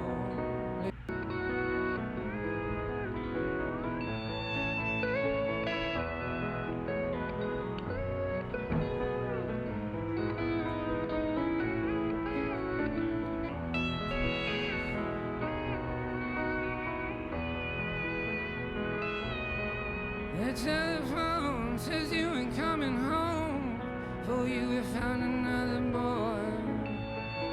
There's nothing wrong with that deal, no. Yeah, I don't know what he's singing.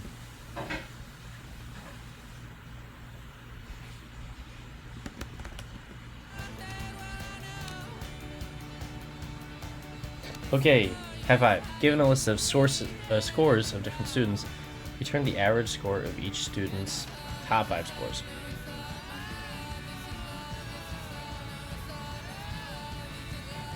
Given a list of scores by different students,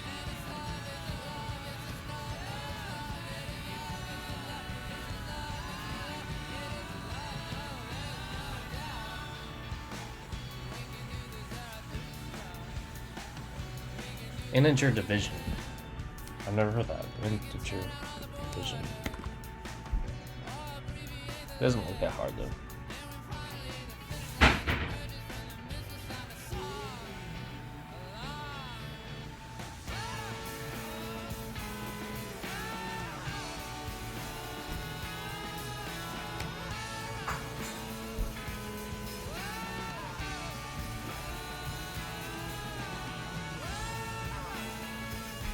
Integer division.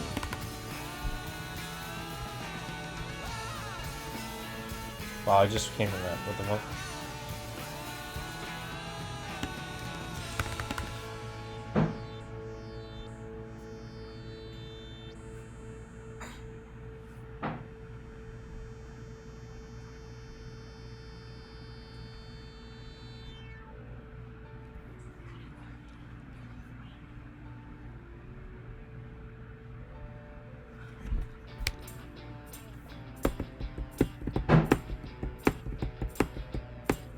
So it's just math that for. Let's do it in JavaScript. Let's do Python.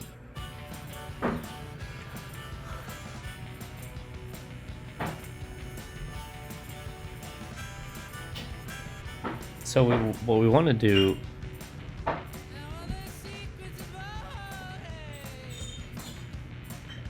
first of all, we have to get to the very end to know whether or not the final score is in the running.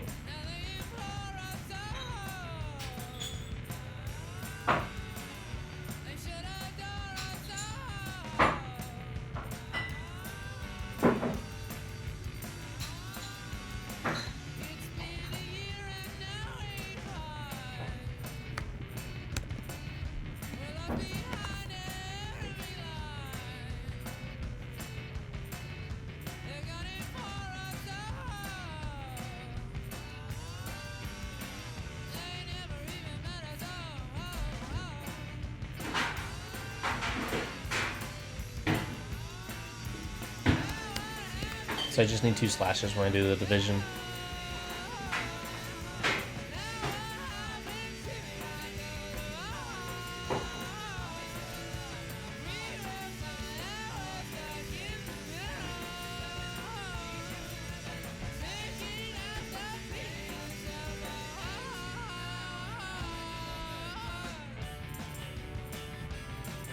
Can a list of scores different students? Okay, I get it.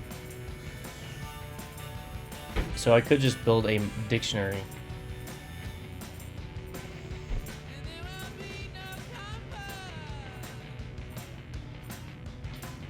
I could build a dictionary with an array or a list of numbers as the values. But what if there are 6 values? Then we have to find out which one's the lowest. So that one's not efficient. So we'd want to keep track of what the lowest is as we move along. That'd probably be better.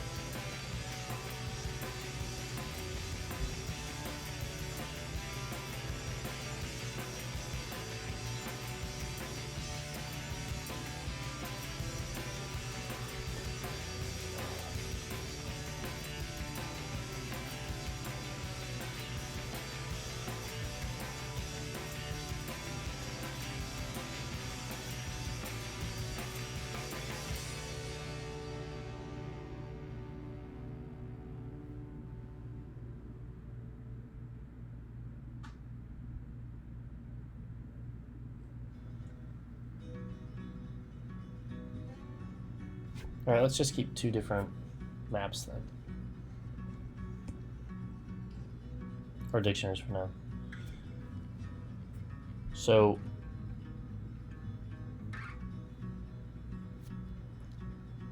actually, but then we won't know which one to evict.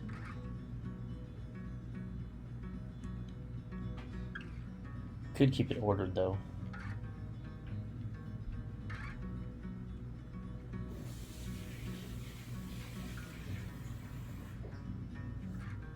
So when we add one, we add it in the right order, and then just if there's over 5, then evict the lowest one.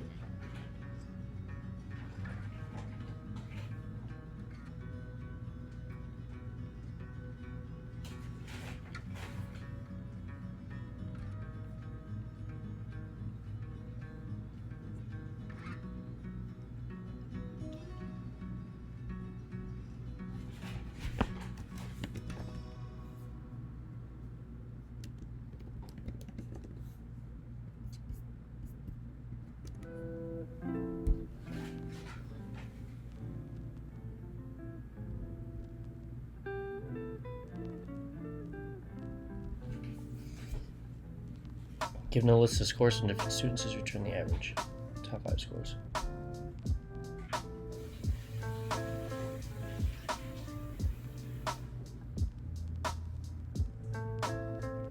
You could simply add all of them and then,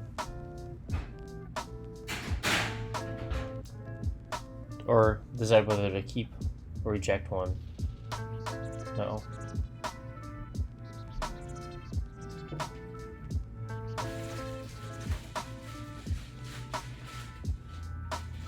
This is surprisingly hard.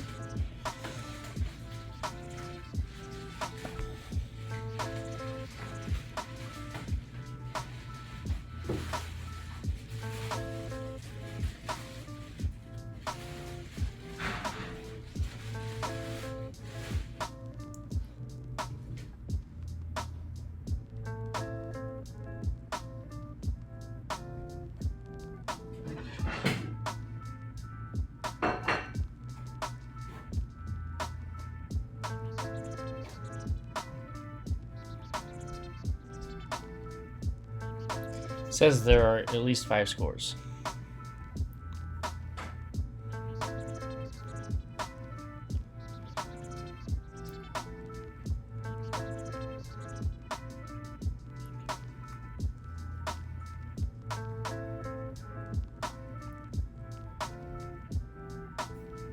So I need to just think out loud here. If we have like numbers 1, 2, these numbers. First of all, they could have non-unique scores, which would totally throw a wrench.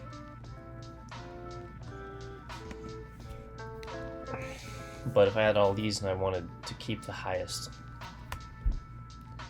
I ideally want to only loop through it once. So I would keep 1 because I would assume it's the highest since it's the first one. But Jesus, what am I doing? I don't know what I'm doing.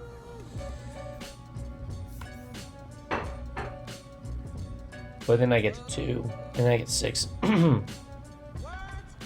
3, 9, and then by the time I get 7, I know that 1 has to go. But which one? Right? It's obviously 1. How do I know that was the lowest? I can keep track of its index. But then how would I know what is next? I feel like the only reasonable thing to do here is keep it in order at this point.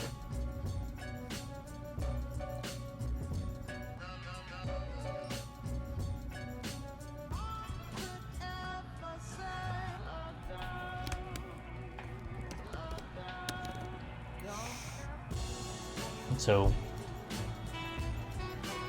how do we order a list in Python?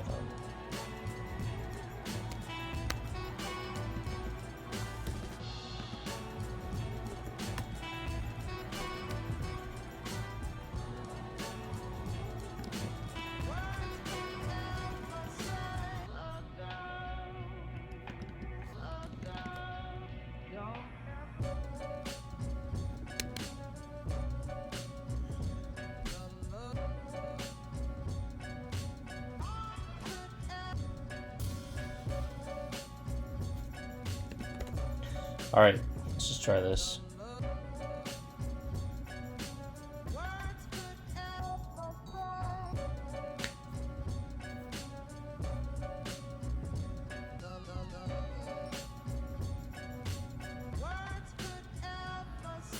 So we need a create dictionary of one person's and then the second person's.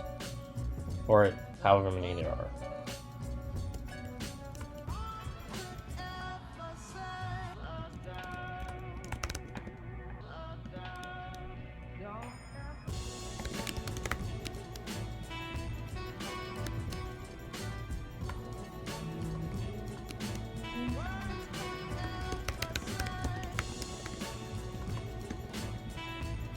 I think we just do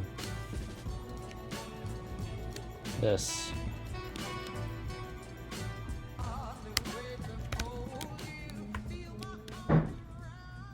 Nope, that must be a different language. Oh well.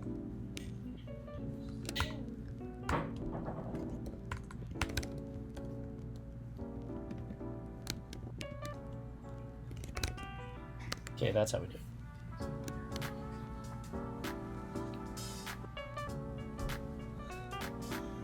Okay, so those are our scores.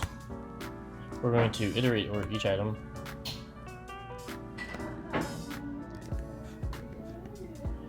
For pair and items, we're going to do scores, pair, get the first item as the key.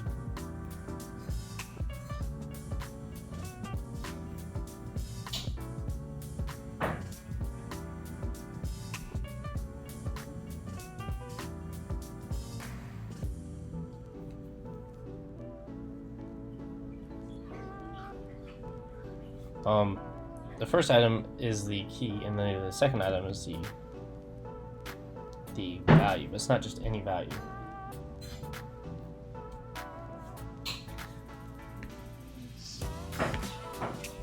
So we need to figure out if this exists or not. So it's going to be record scores for student. So we can basically say if scores for student.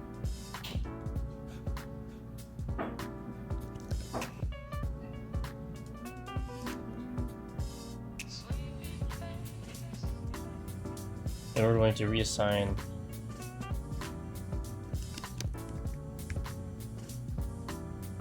well, in JavaScript we want to do this. I don't know in Python what the best thing to do here is. Honestly, we just want to push it. How do we push item to array?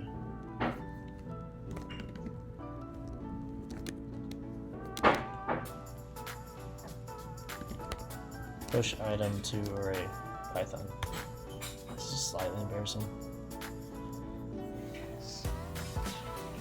Append.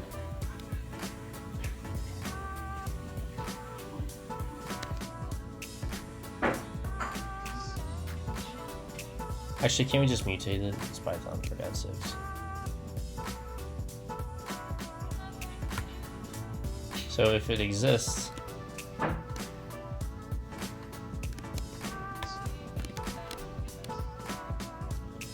can we just do append?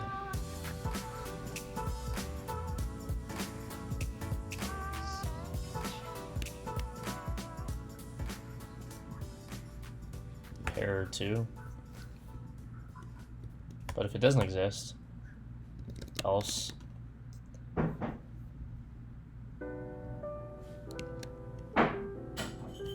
We want to like assign that to an empty array or empty list.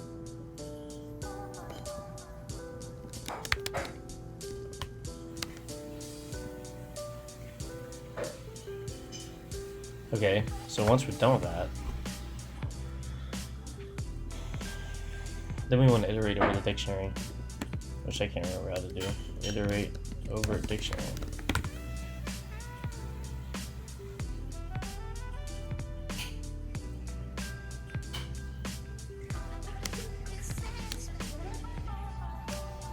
For key value in scores items.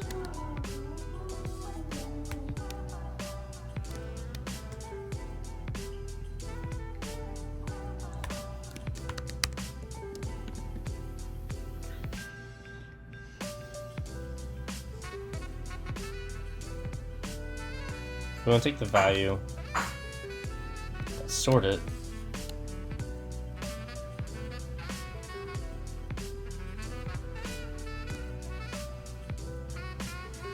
and then we want to slice list Python.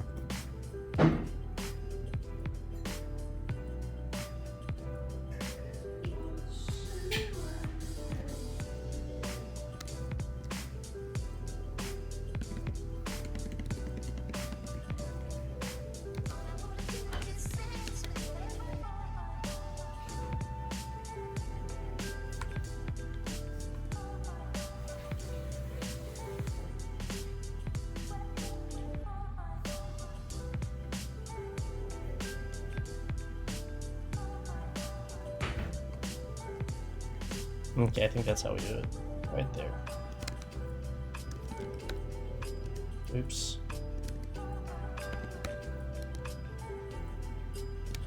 So we're going to take our... This is an array of scores. We're going to sort them, and then we're going to slice. We're going to get the last 5.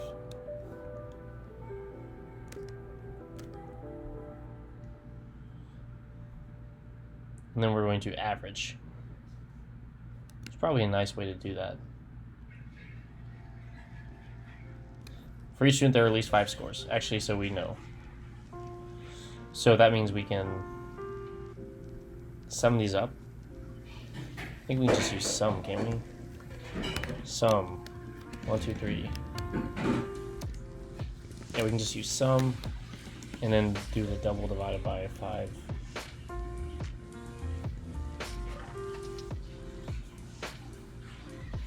And then that's the average. So final dot append. We're going to append the key and the average. Then we're gonna return final.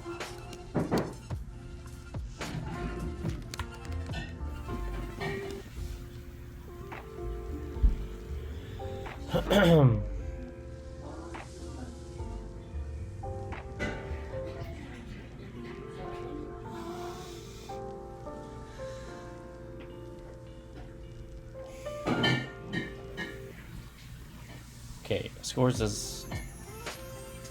Wait a minute. How's that not right?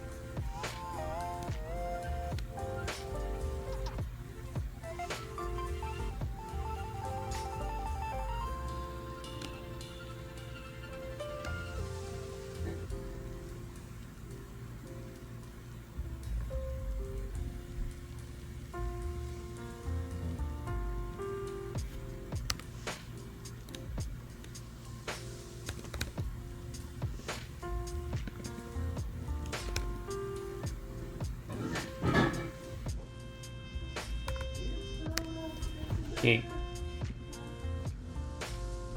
We don't actually want to blow up, so I don't know what that's all about.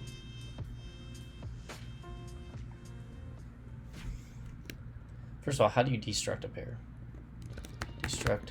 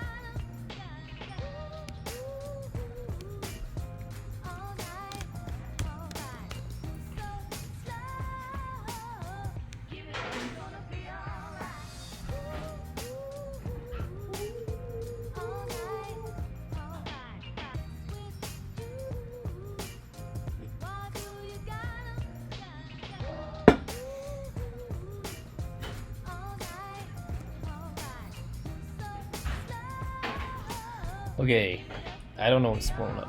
Scores ID, yeah, it's not in there.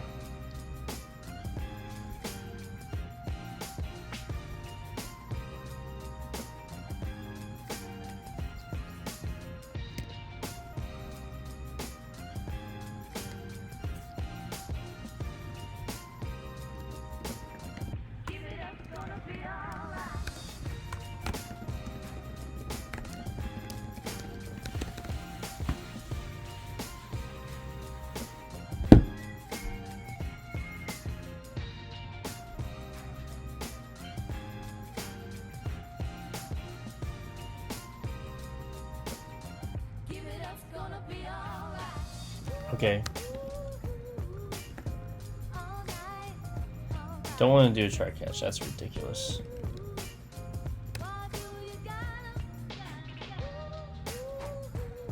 So we can just do this.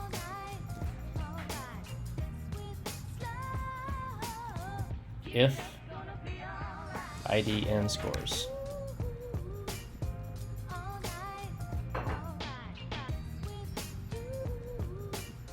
There we go.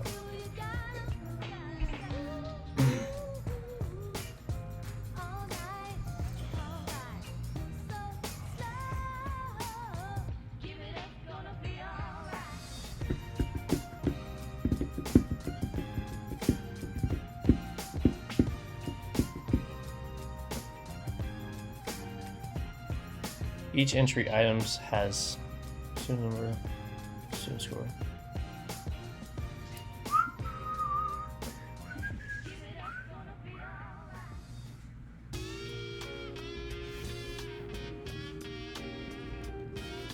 Let's print this out.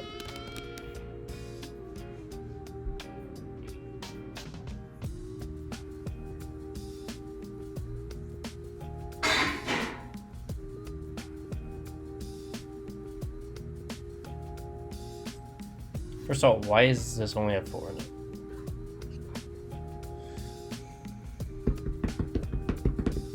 Oh, I see why.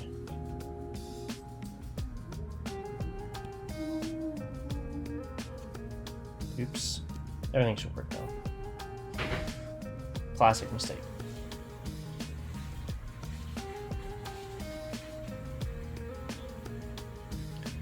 Well, it's not very fast.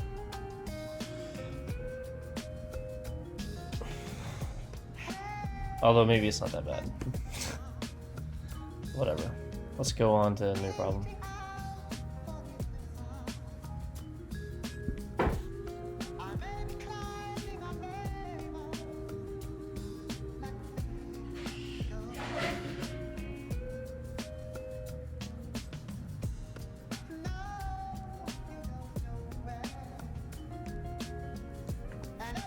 Okay. Fixed point.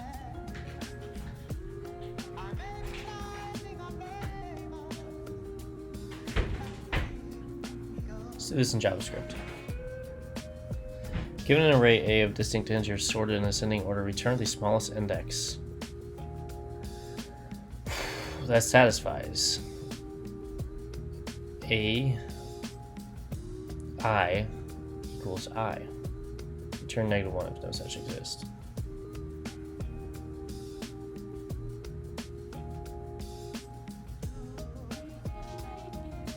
This should be very easy.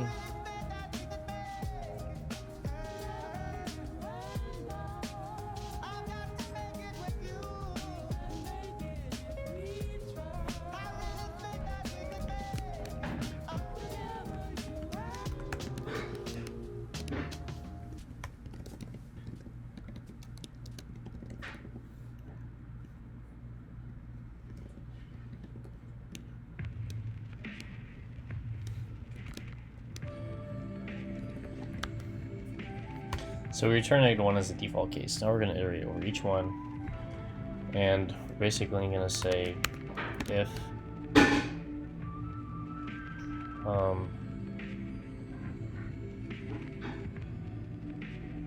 if I equals the value of I,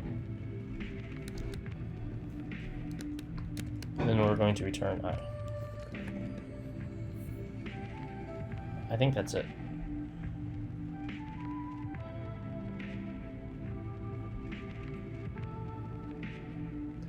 Boom.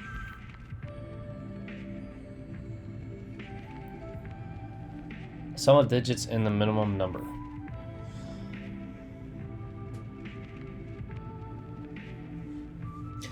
Given an array A of positive integers, let S be the sum of the digits of the minimal.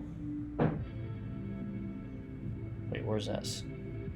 Or let S be the sum of the digits of the minimum element of A.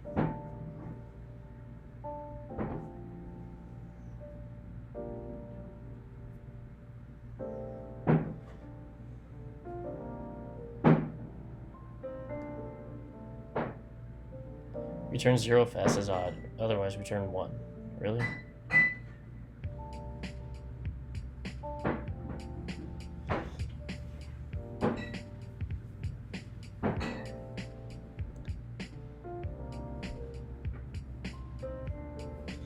What a horrible, contrived question. This thing is dumb. Everyone agrees.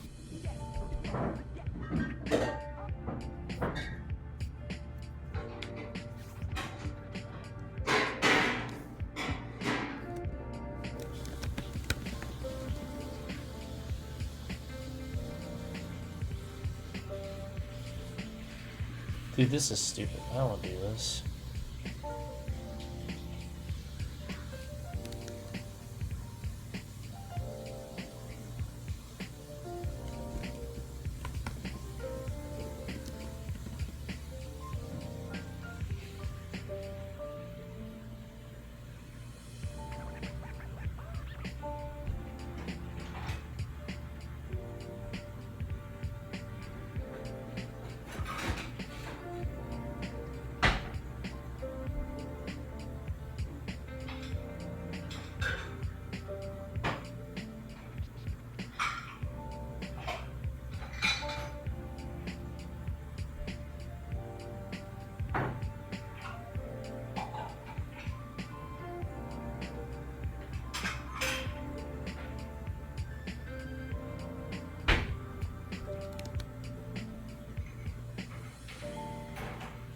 So we'll just start with the first element.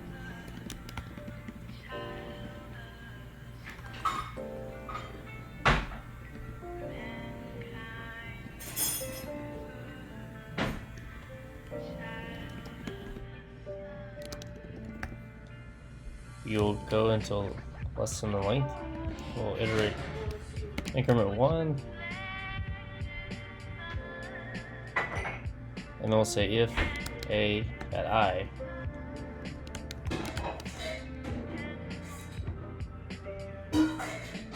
is less than min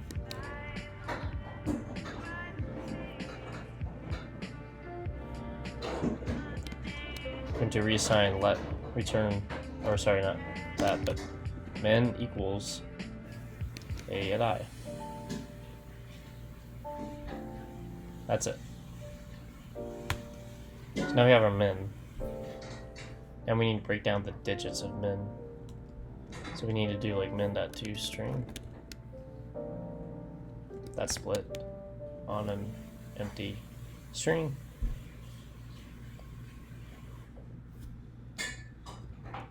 And then that map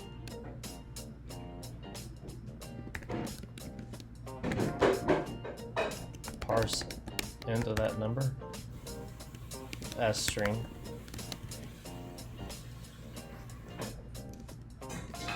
Probably just gonna return it from here, honestly. Gonna split it, gonna map, and then once we parse the integer, then we can add them up.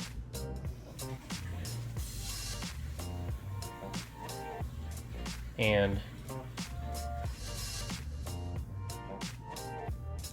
how are we gonna do that? We're gonna use a reduce previous next. It's gonna start with 0. We're gonna add them up by doing previous plus next. And then we're just gonna simply say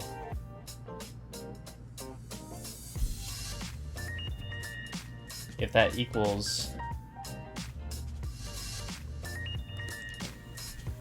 if that is mod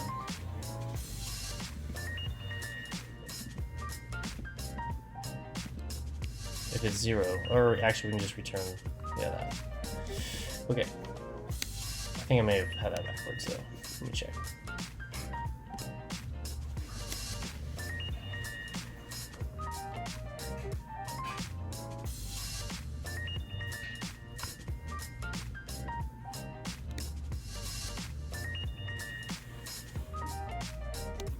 Otherwise, return 1. Return 0 if s is odd.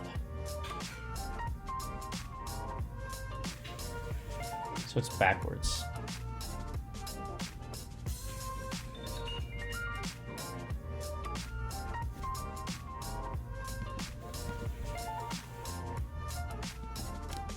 So if it's equals 0, return 1, all 0.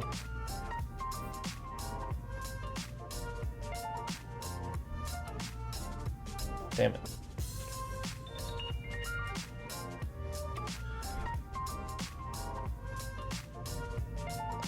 Yeah, this is supposed to be a function. I knew the colors didn't look right there.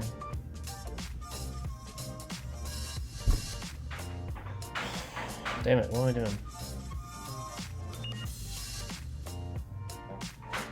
Oh, sorry.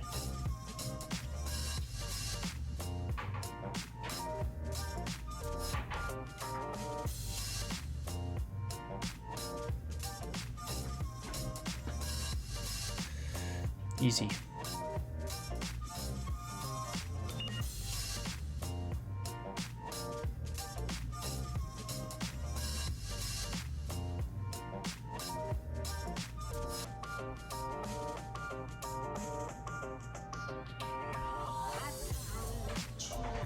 Okay, flipping an image.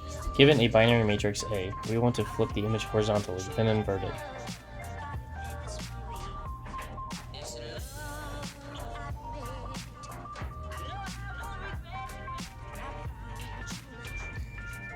What the hell is a binary matrix? Okay, I get it. We want to flip the image horizontally, then invert it, and return the resulting image. To flip an image horizontally means each row of the image is reversed. Horizontally results in 0, 1, 1. To invert the image, it means that each 0 is replaced by 1, and each 1 is replaced by 0. Okay? Seems easy enough.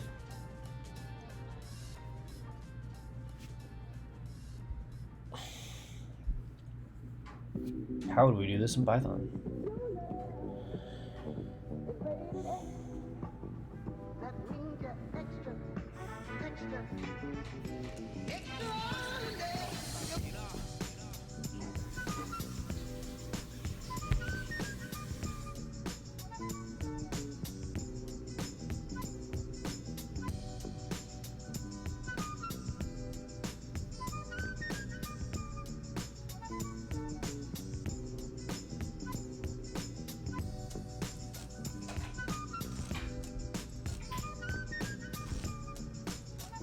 One way is we could just simply make functions for this.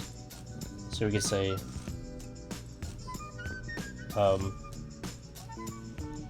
reverse row.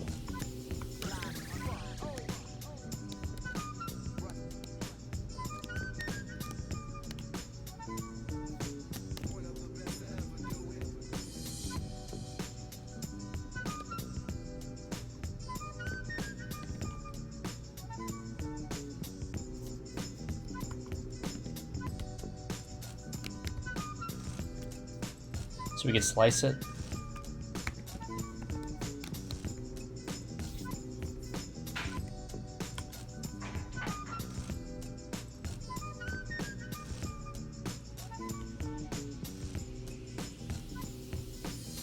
So we could copy it. And then we could do copy dot reverse. Is that a thing?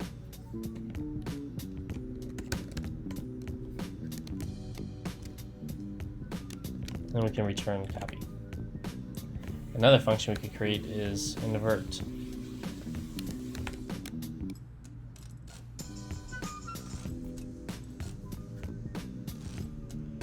And that takes in a row. And basically we'll have a lambda. We'll map over a row. And we'll have a function there that takes in a number and returns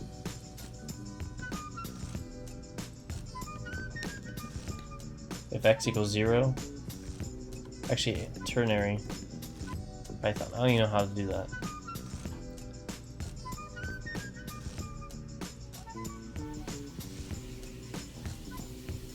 Yeah, A if condition else B.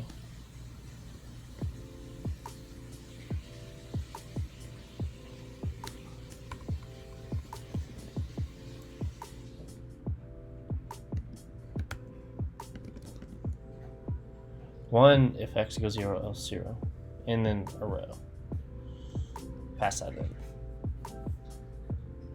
So all we need to do here is return map. I wonder how we stitch two functions together. Let's just do it the fast way for now. So we're going to invert row. We're going to pass in our A.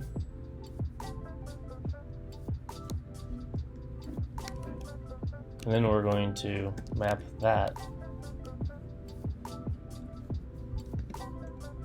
We're going to pass a reverse row here.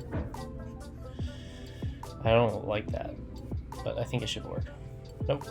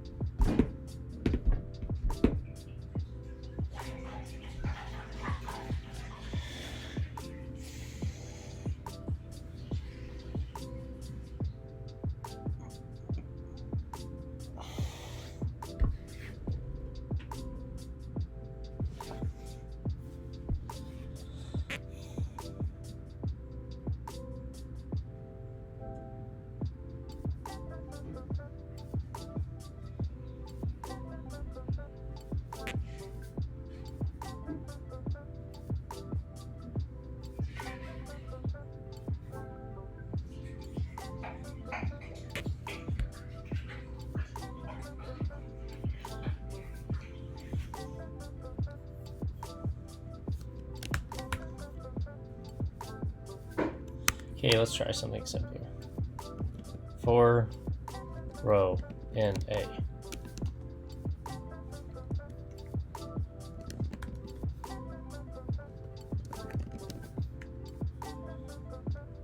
For each row,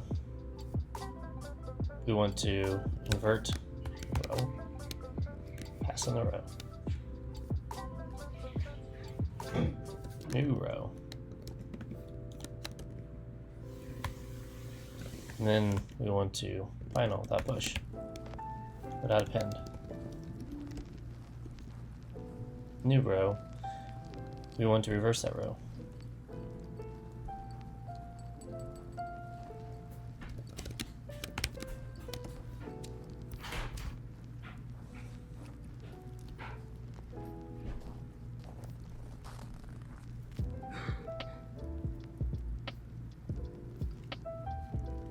Okay, what the hell is this?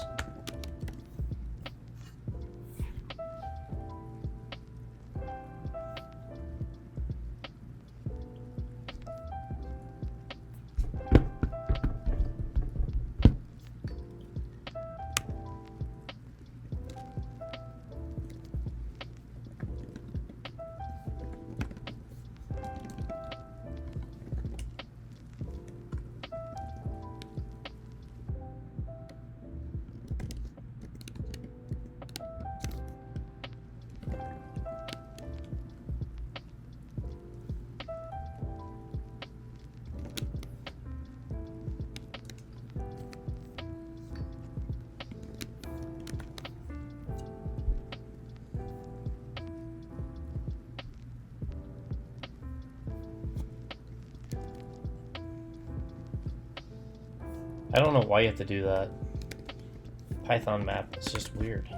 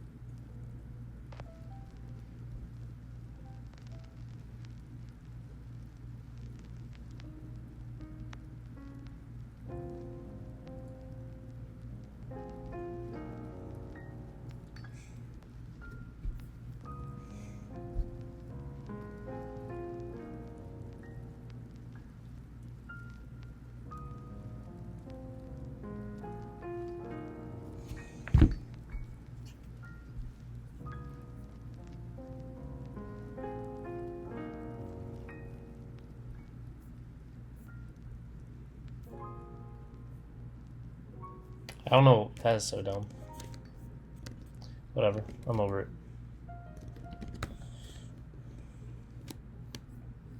So if we want to go with what we originally had, we're just going to return list with a map. It's going to take in a function, reverse row, and an A. That's going to be another map where we invert row with that. That should work. How do we chain maps though?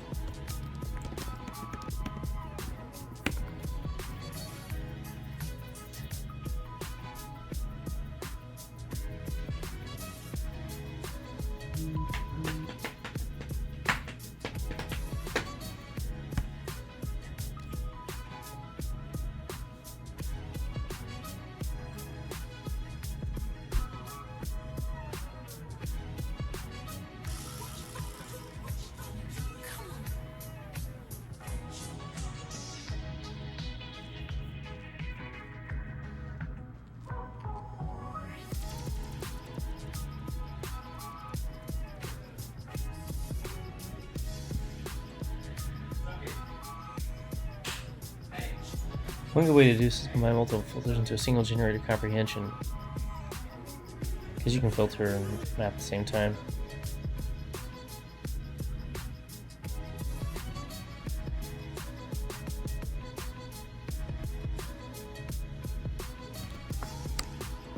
It's probably just more efficient to combine these, like that process row.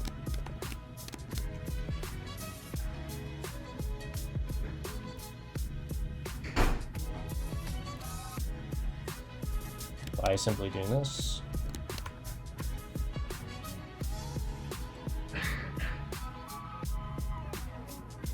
Although I don't think we're saving any steps in this particular case.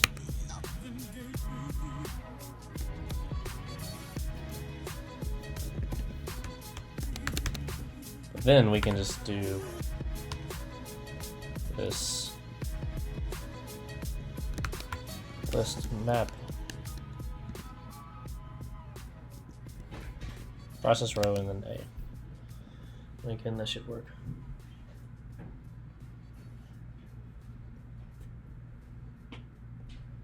Let's see how everyone else did it.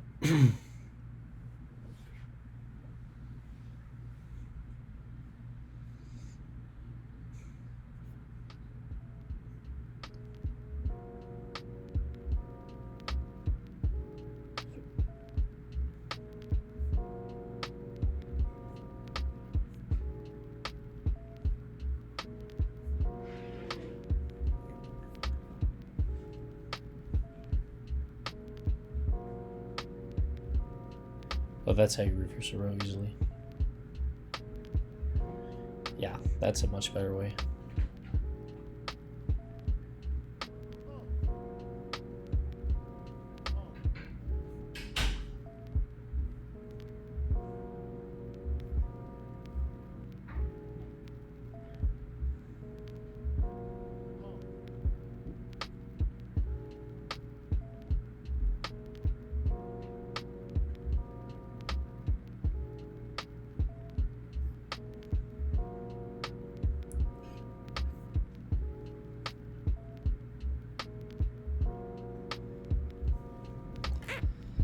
So turn list map invert.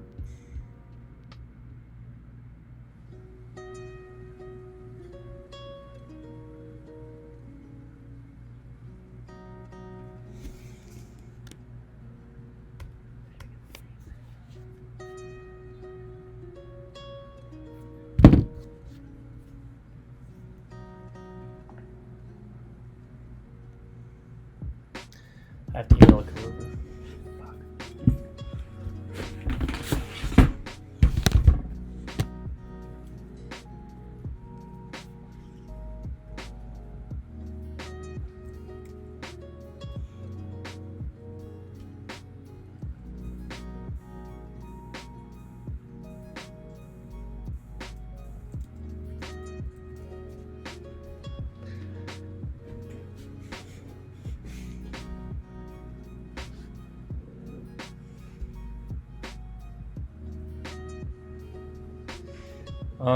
Anyways, let's figure out the complexity of this. So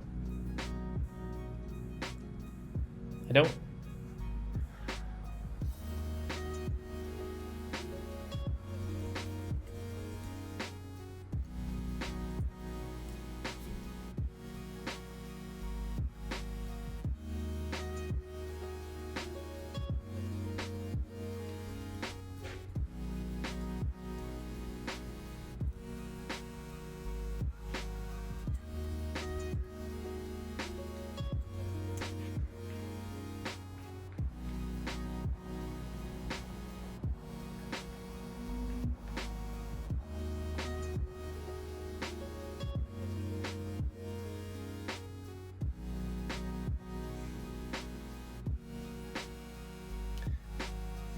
Hey, Sophie.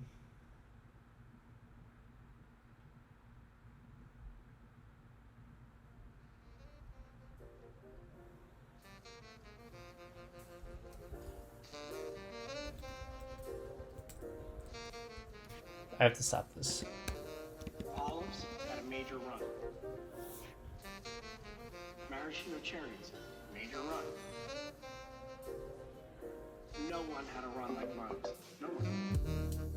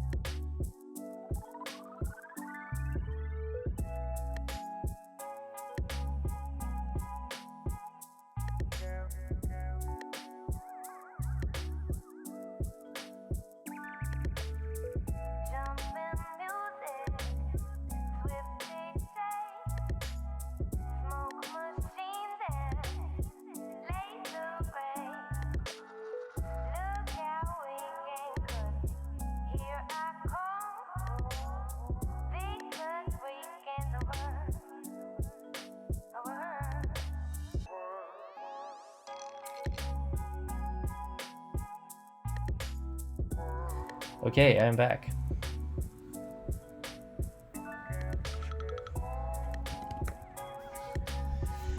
Alright, so how does I and I... It's not I.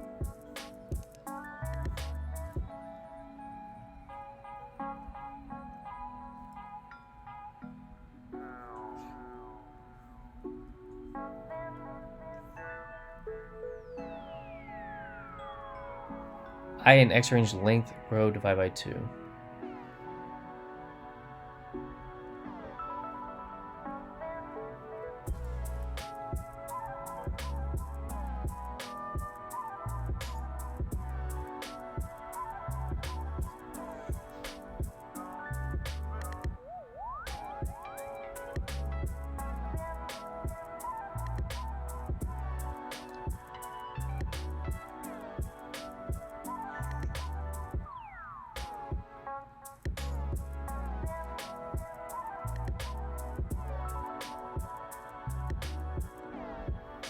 Okay, see, this is faster because since we're flipping it over,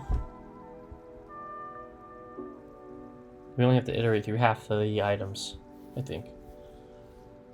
Wait a minute, that doesn't make any sense.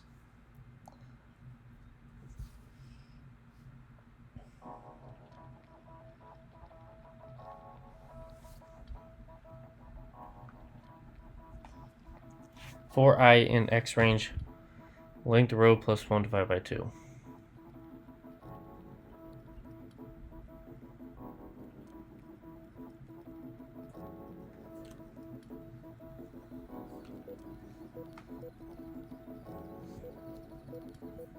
Let's just see what this looks like.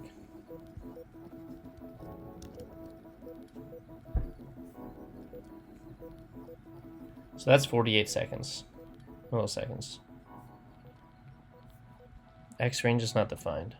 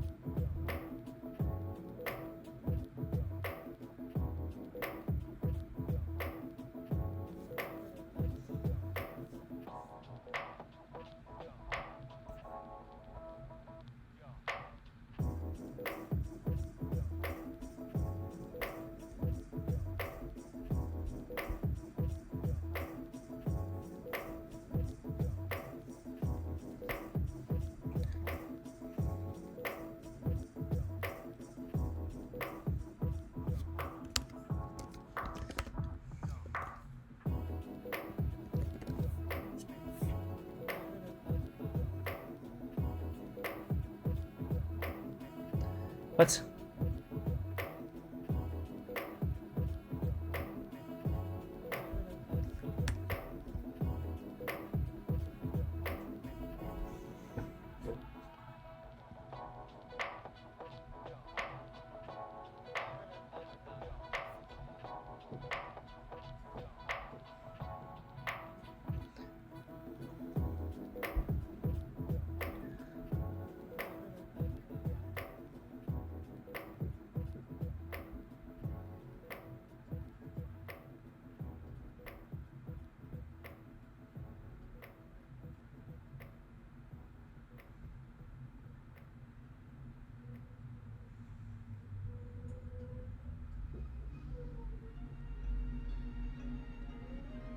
I don't see how this is not n squared.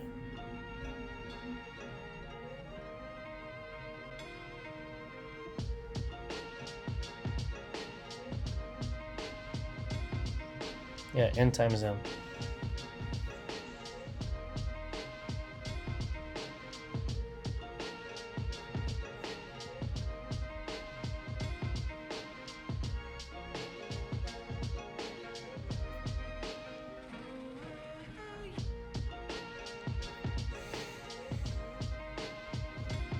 What is this sort of arrangement? Yeah, no negative interest rates. Market just market.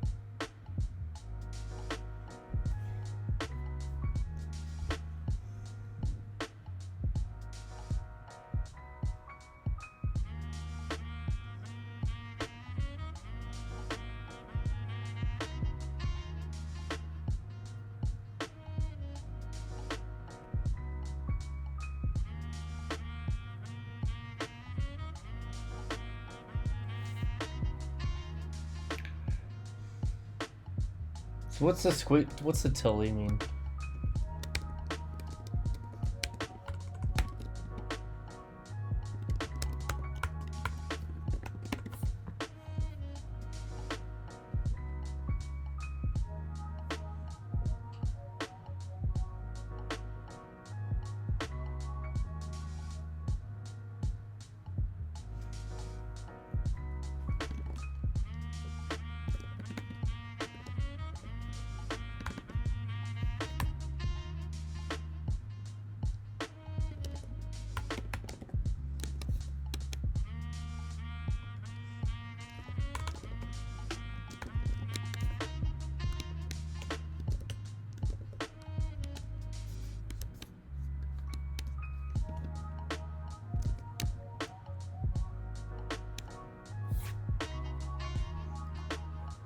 I don't know what sort of crazy dark magic. The shortcut row helps us find the ith value of the row counting from the right.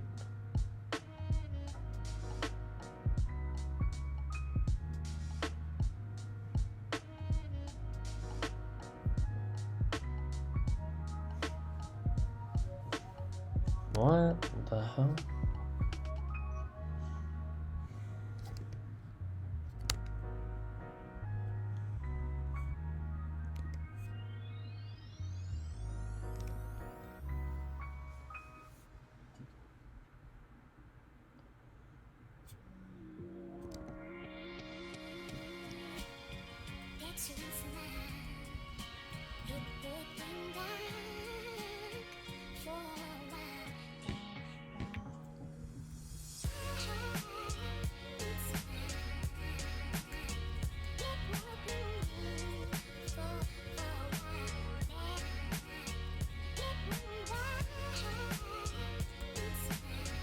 Mega cities would have to be cheaper to live in.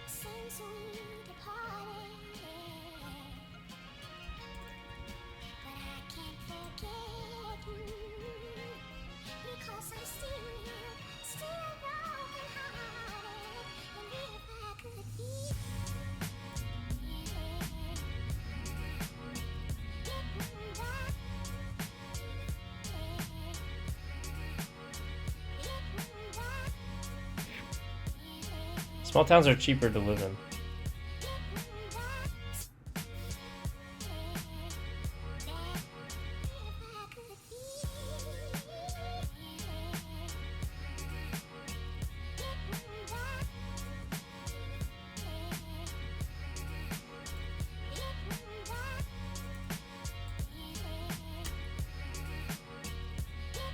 Alright, I'm not arguing with these people. What the fuck?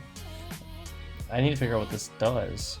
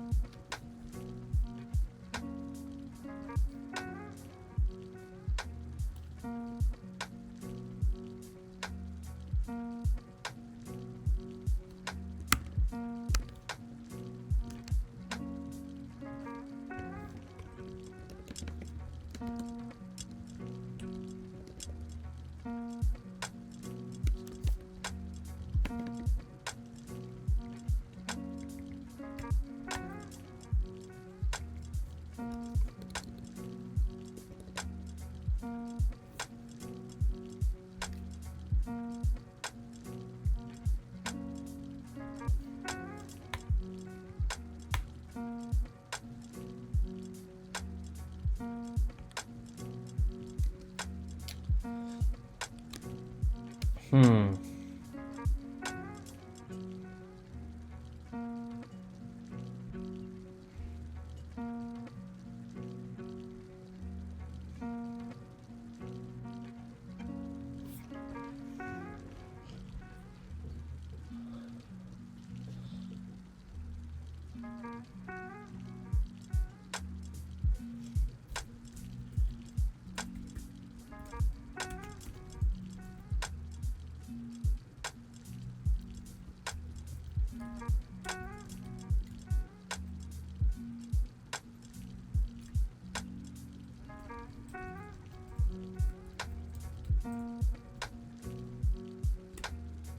Just because there will be megacities doesn't...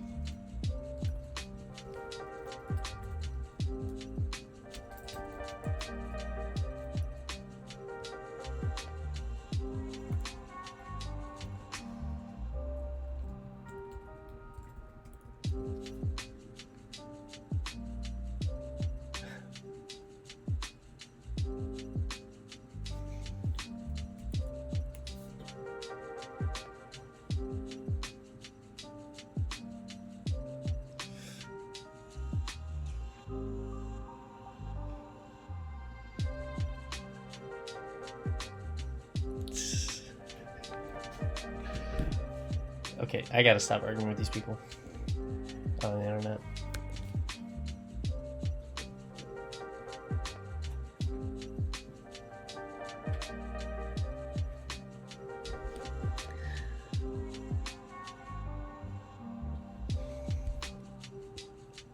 Hmm.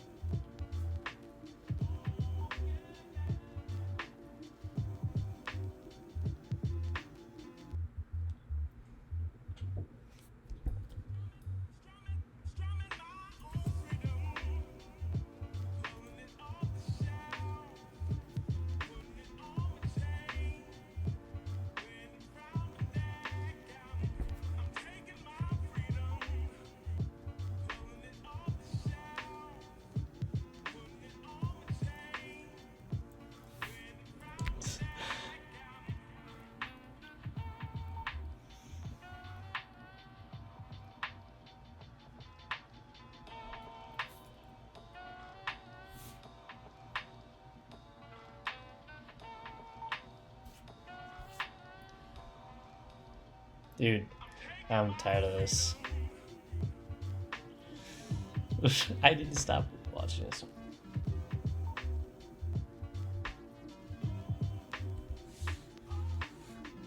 Alright, I don't want to... I'm going to turn my computer away. So the negative index thing... I don't know what it does. But they're using...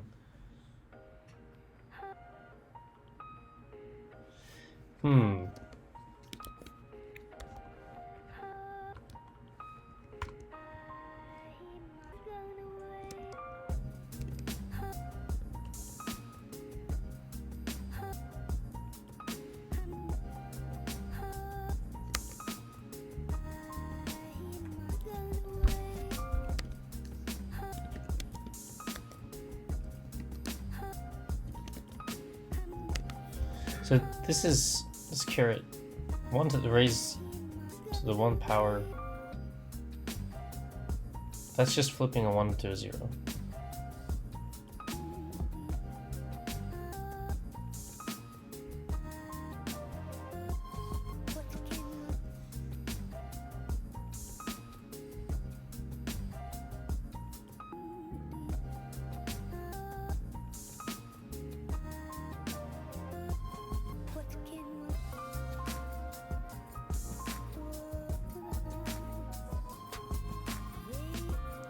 Yeah, this is definitely the fastest solution, because you only have to go over the entire array.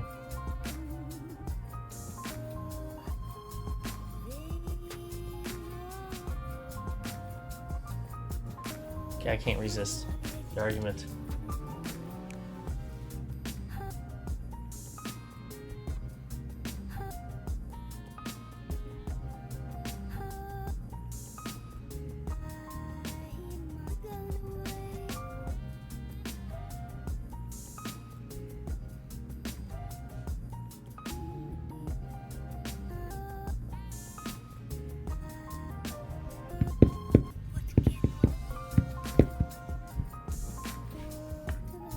Alright, let's go on to a new one. This is ridiculous. I don't know why I'm taking so much time on this one. Stare at this one.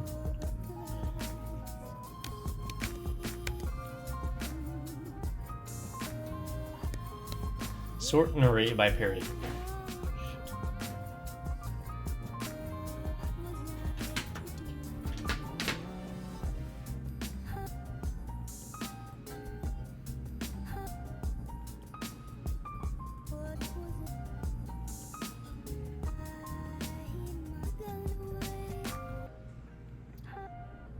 Given an array of non-negative ints, return an array consisting of all the elements of A followed by all the odd elements of A. So 3, 1, 2, 4 will be 2, 4, 3, 1. Consisting of all the elements of A followed by all the odd elements of A. Even and odd.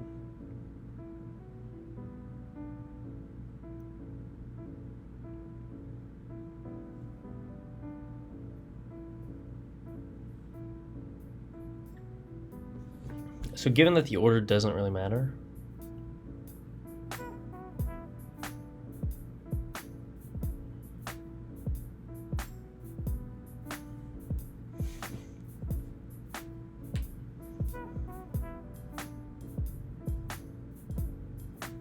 I mean, the simple way to do this, in my opinion,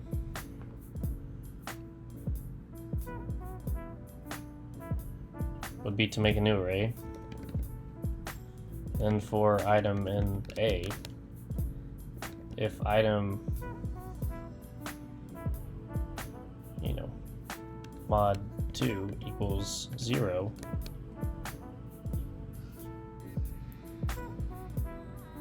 we're going to push it at the front, or else we're going to put it on the back. Then we're going to return array. Python, push to front.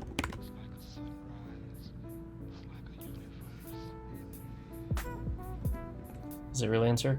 Append?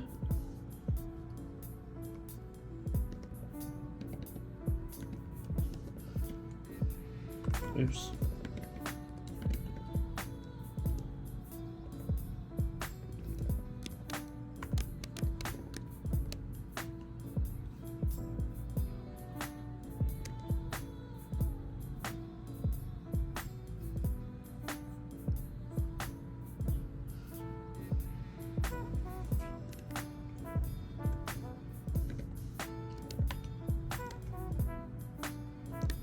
Cool.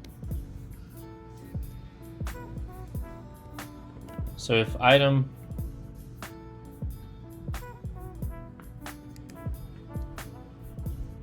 mod 2 is 0, then we're going to push the item.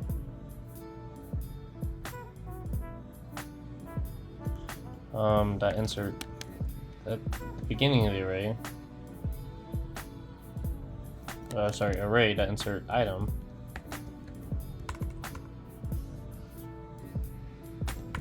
Else array dot append item. And we're going to return the array.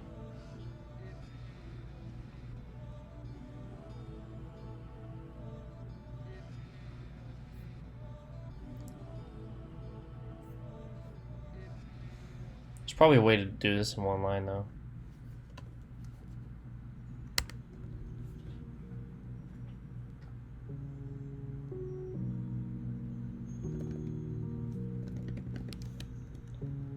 So for item in A,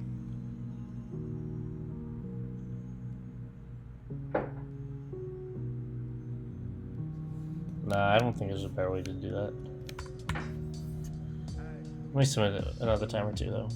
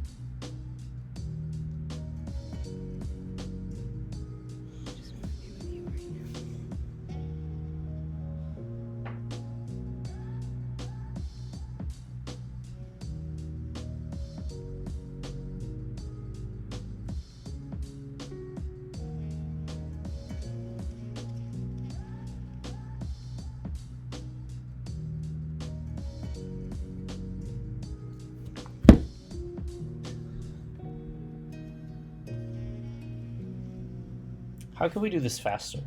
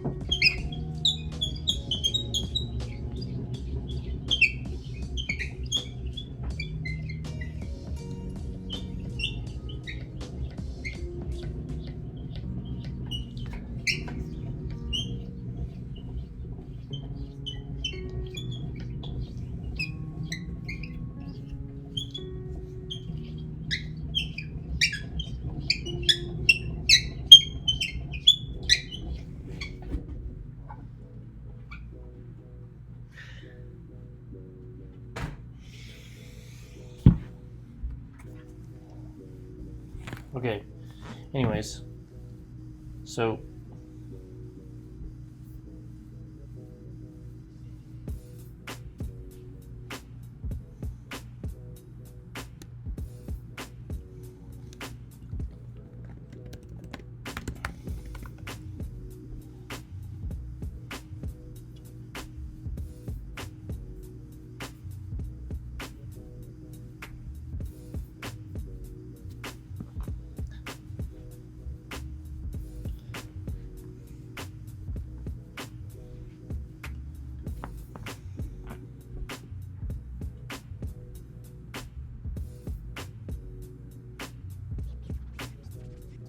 I want to use my own sort function, lol. Sort with custom.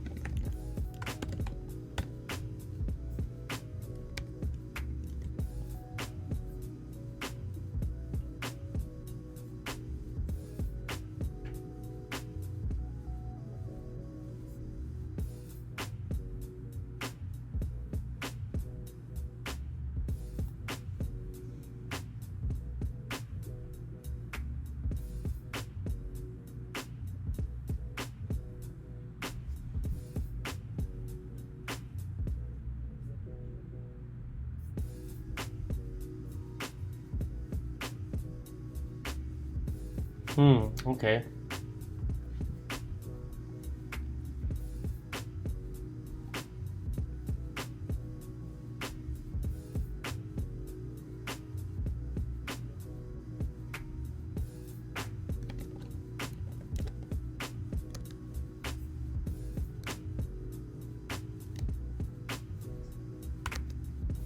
So we can say sorted with a custom comparator.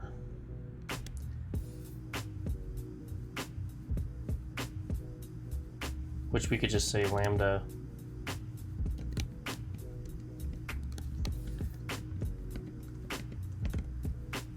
x mod 2 equals 0. And if that doesn't work, it will switch backwards. Oops.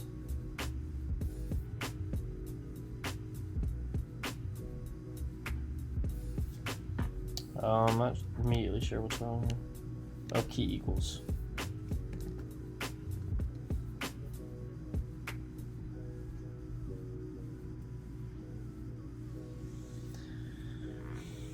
Got them backwards.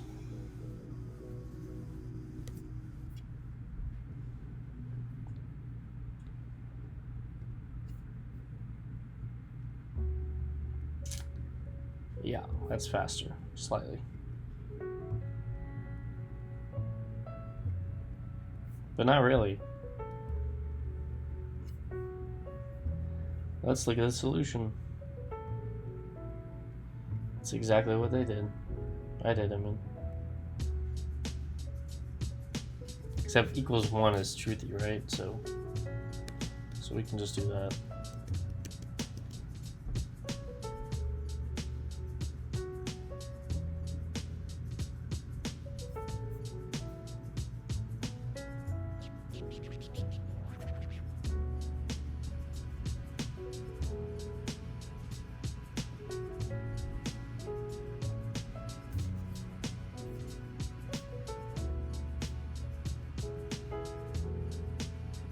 We can use quicksort in our textbook algorithm. We'll maintain 2 pointers.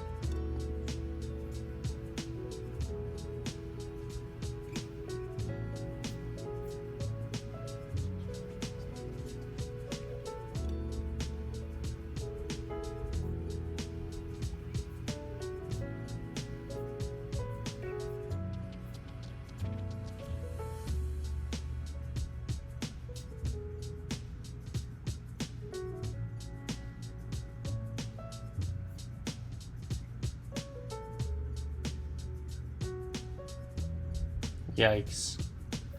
Why would you do a 2-pass?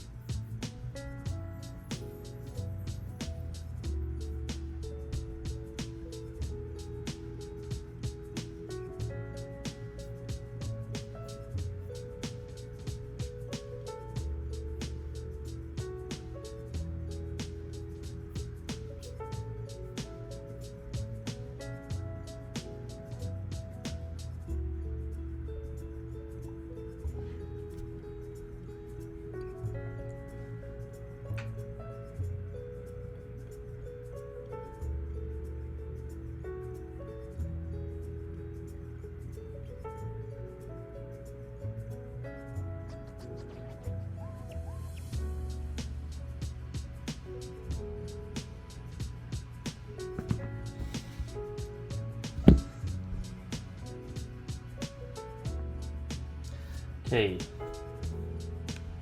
I'm going to put another thing that just write quicksorts. That's what I decided. I'm going to learn that eventually, but not today.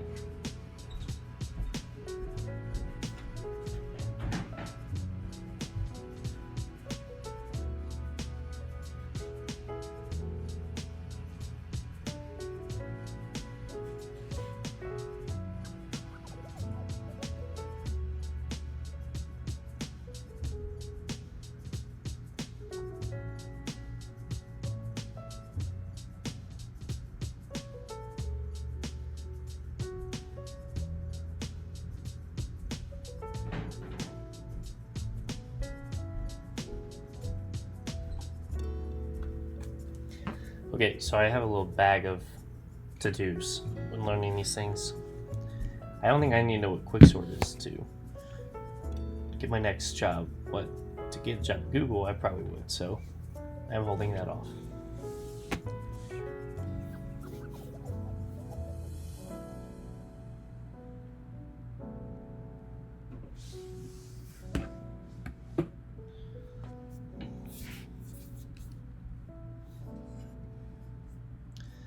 Cool, maybe we can sneak one more in here.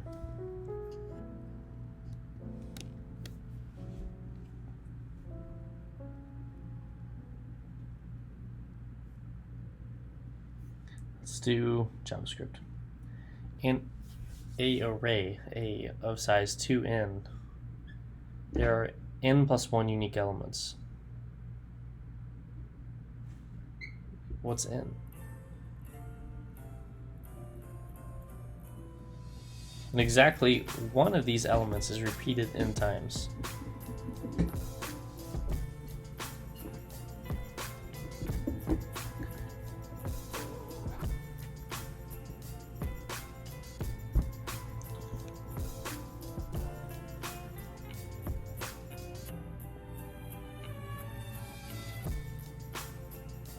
So this has 6 items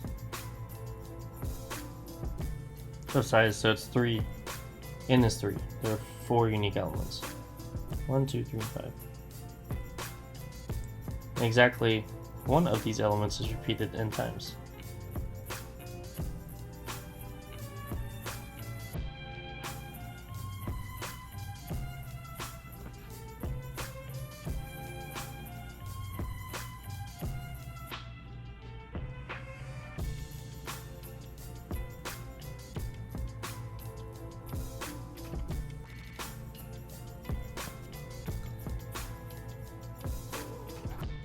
So technically, the most efficient solution, let's write the easy one first.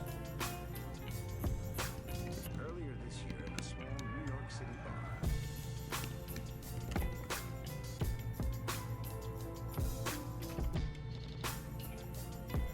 The quick and dirty one is to actually just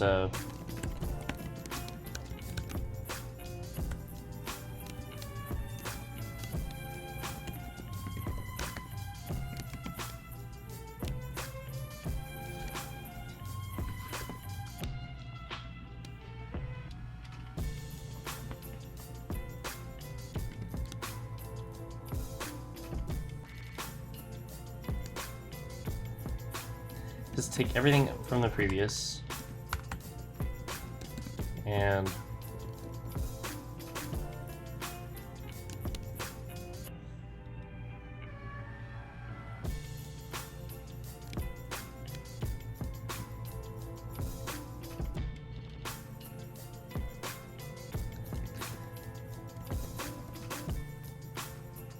so if there's already an item in there,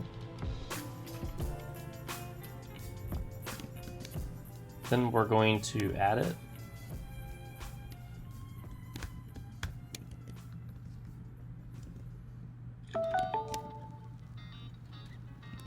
Else we're just gonna have it equal to 1.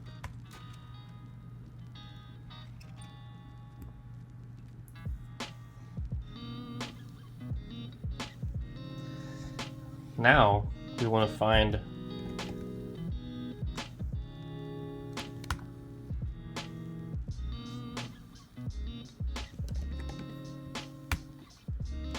we're going to reduce that down to map. Then wait. We don't have a pipe. We'll do object.entries. Counts. .find. We're going to get the key value.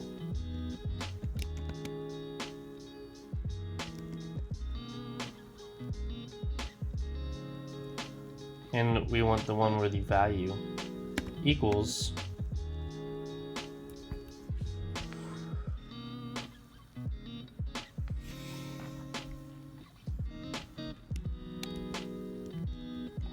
first of all, our n, how big is that? It's a divided by 2.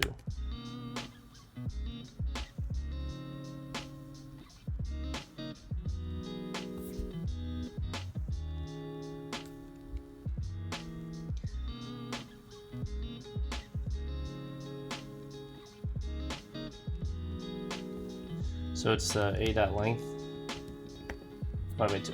Yeah.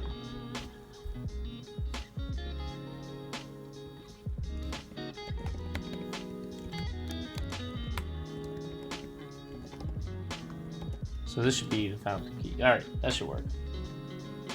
Damn it. I'm an idiot. What do I do? Oh, this isn't. Wait. We need to get the 0th item. Not bad.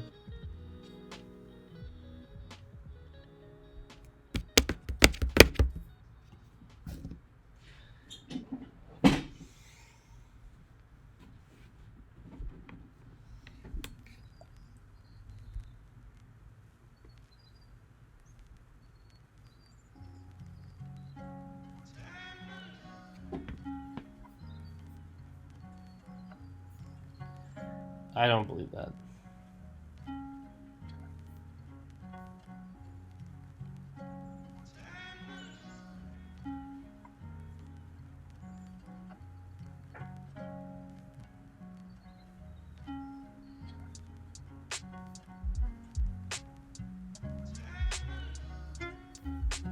I don't know what's going on.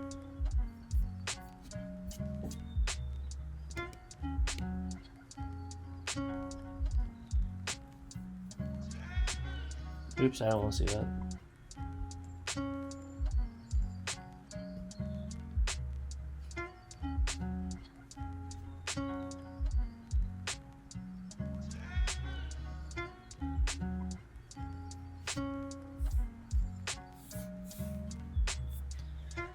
That makes no sense why that would take longer.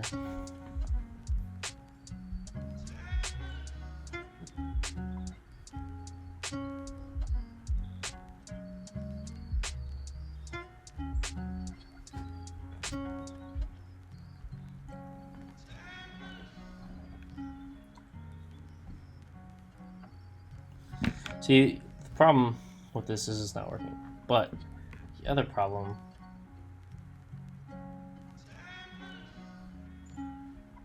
is that it has to go through the entire thing, even if it found it very quickly.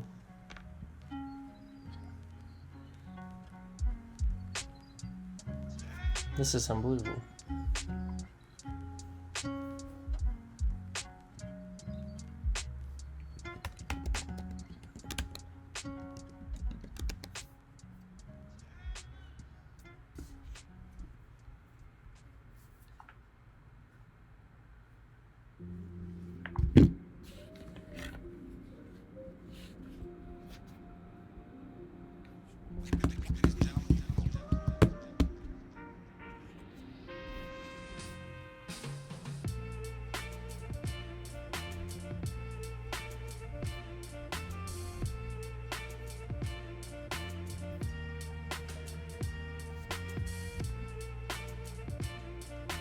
Alright, well, let's do it a different way.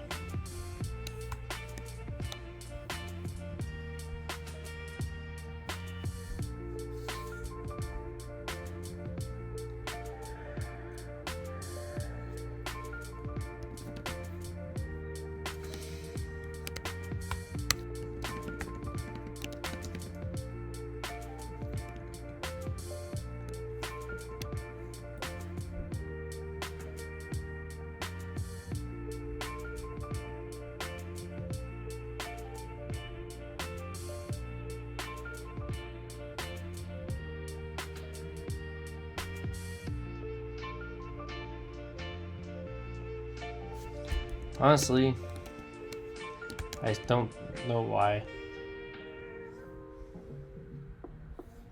this isn't working. Let's just do it imperatively though.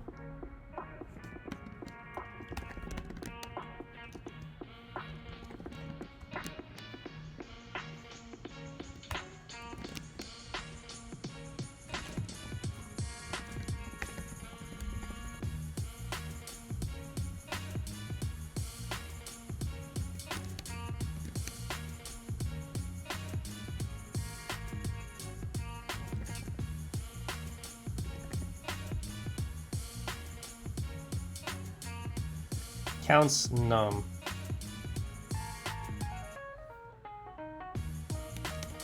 So if counts num,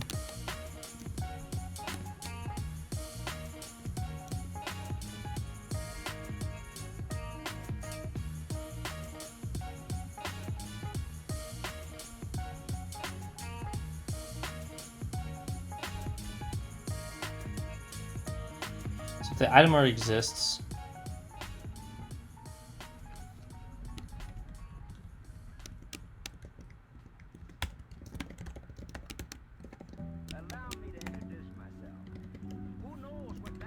So if there's a current count on num, and if that +1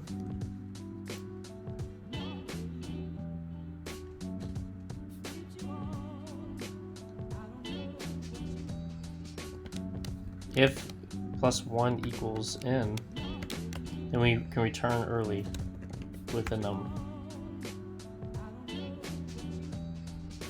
But if there's a current count on num,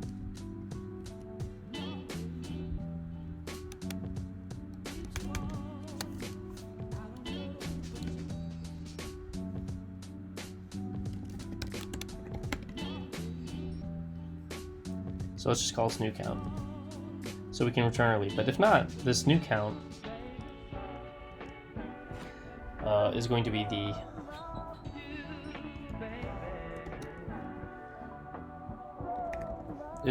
the value of that one. But if the current count of num doesn't even exist, so we can just do counts num equals 1. Apparently at some point we'll run to that num if what they say is true. So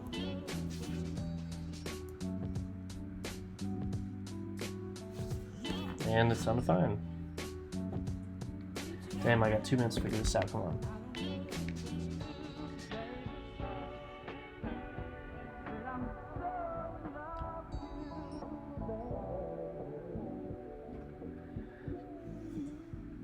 Const new count, so let's print out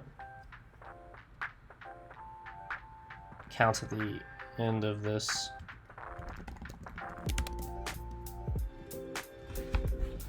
Maybe it's something simple.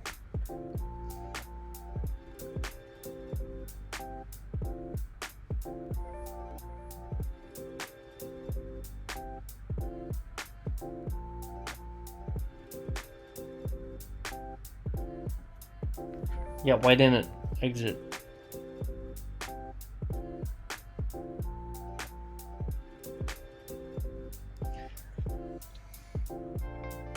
That should have worked. Return num.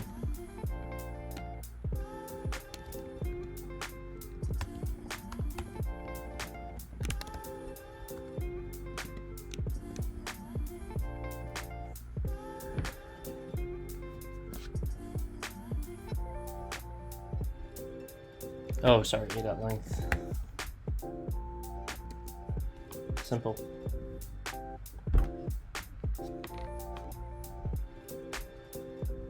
I don't know how that's faster. Well, we can figure it out maybe some other day. Let's submit it a few times and see what happens. Okay, whatever. We're good for the day. See you.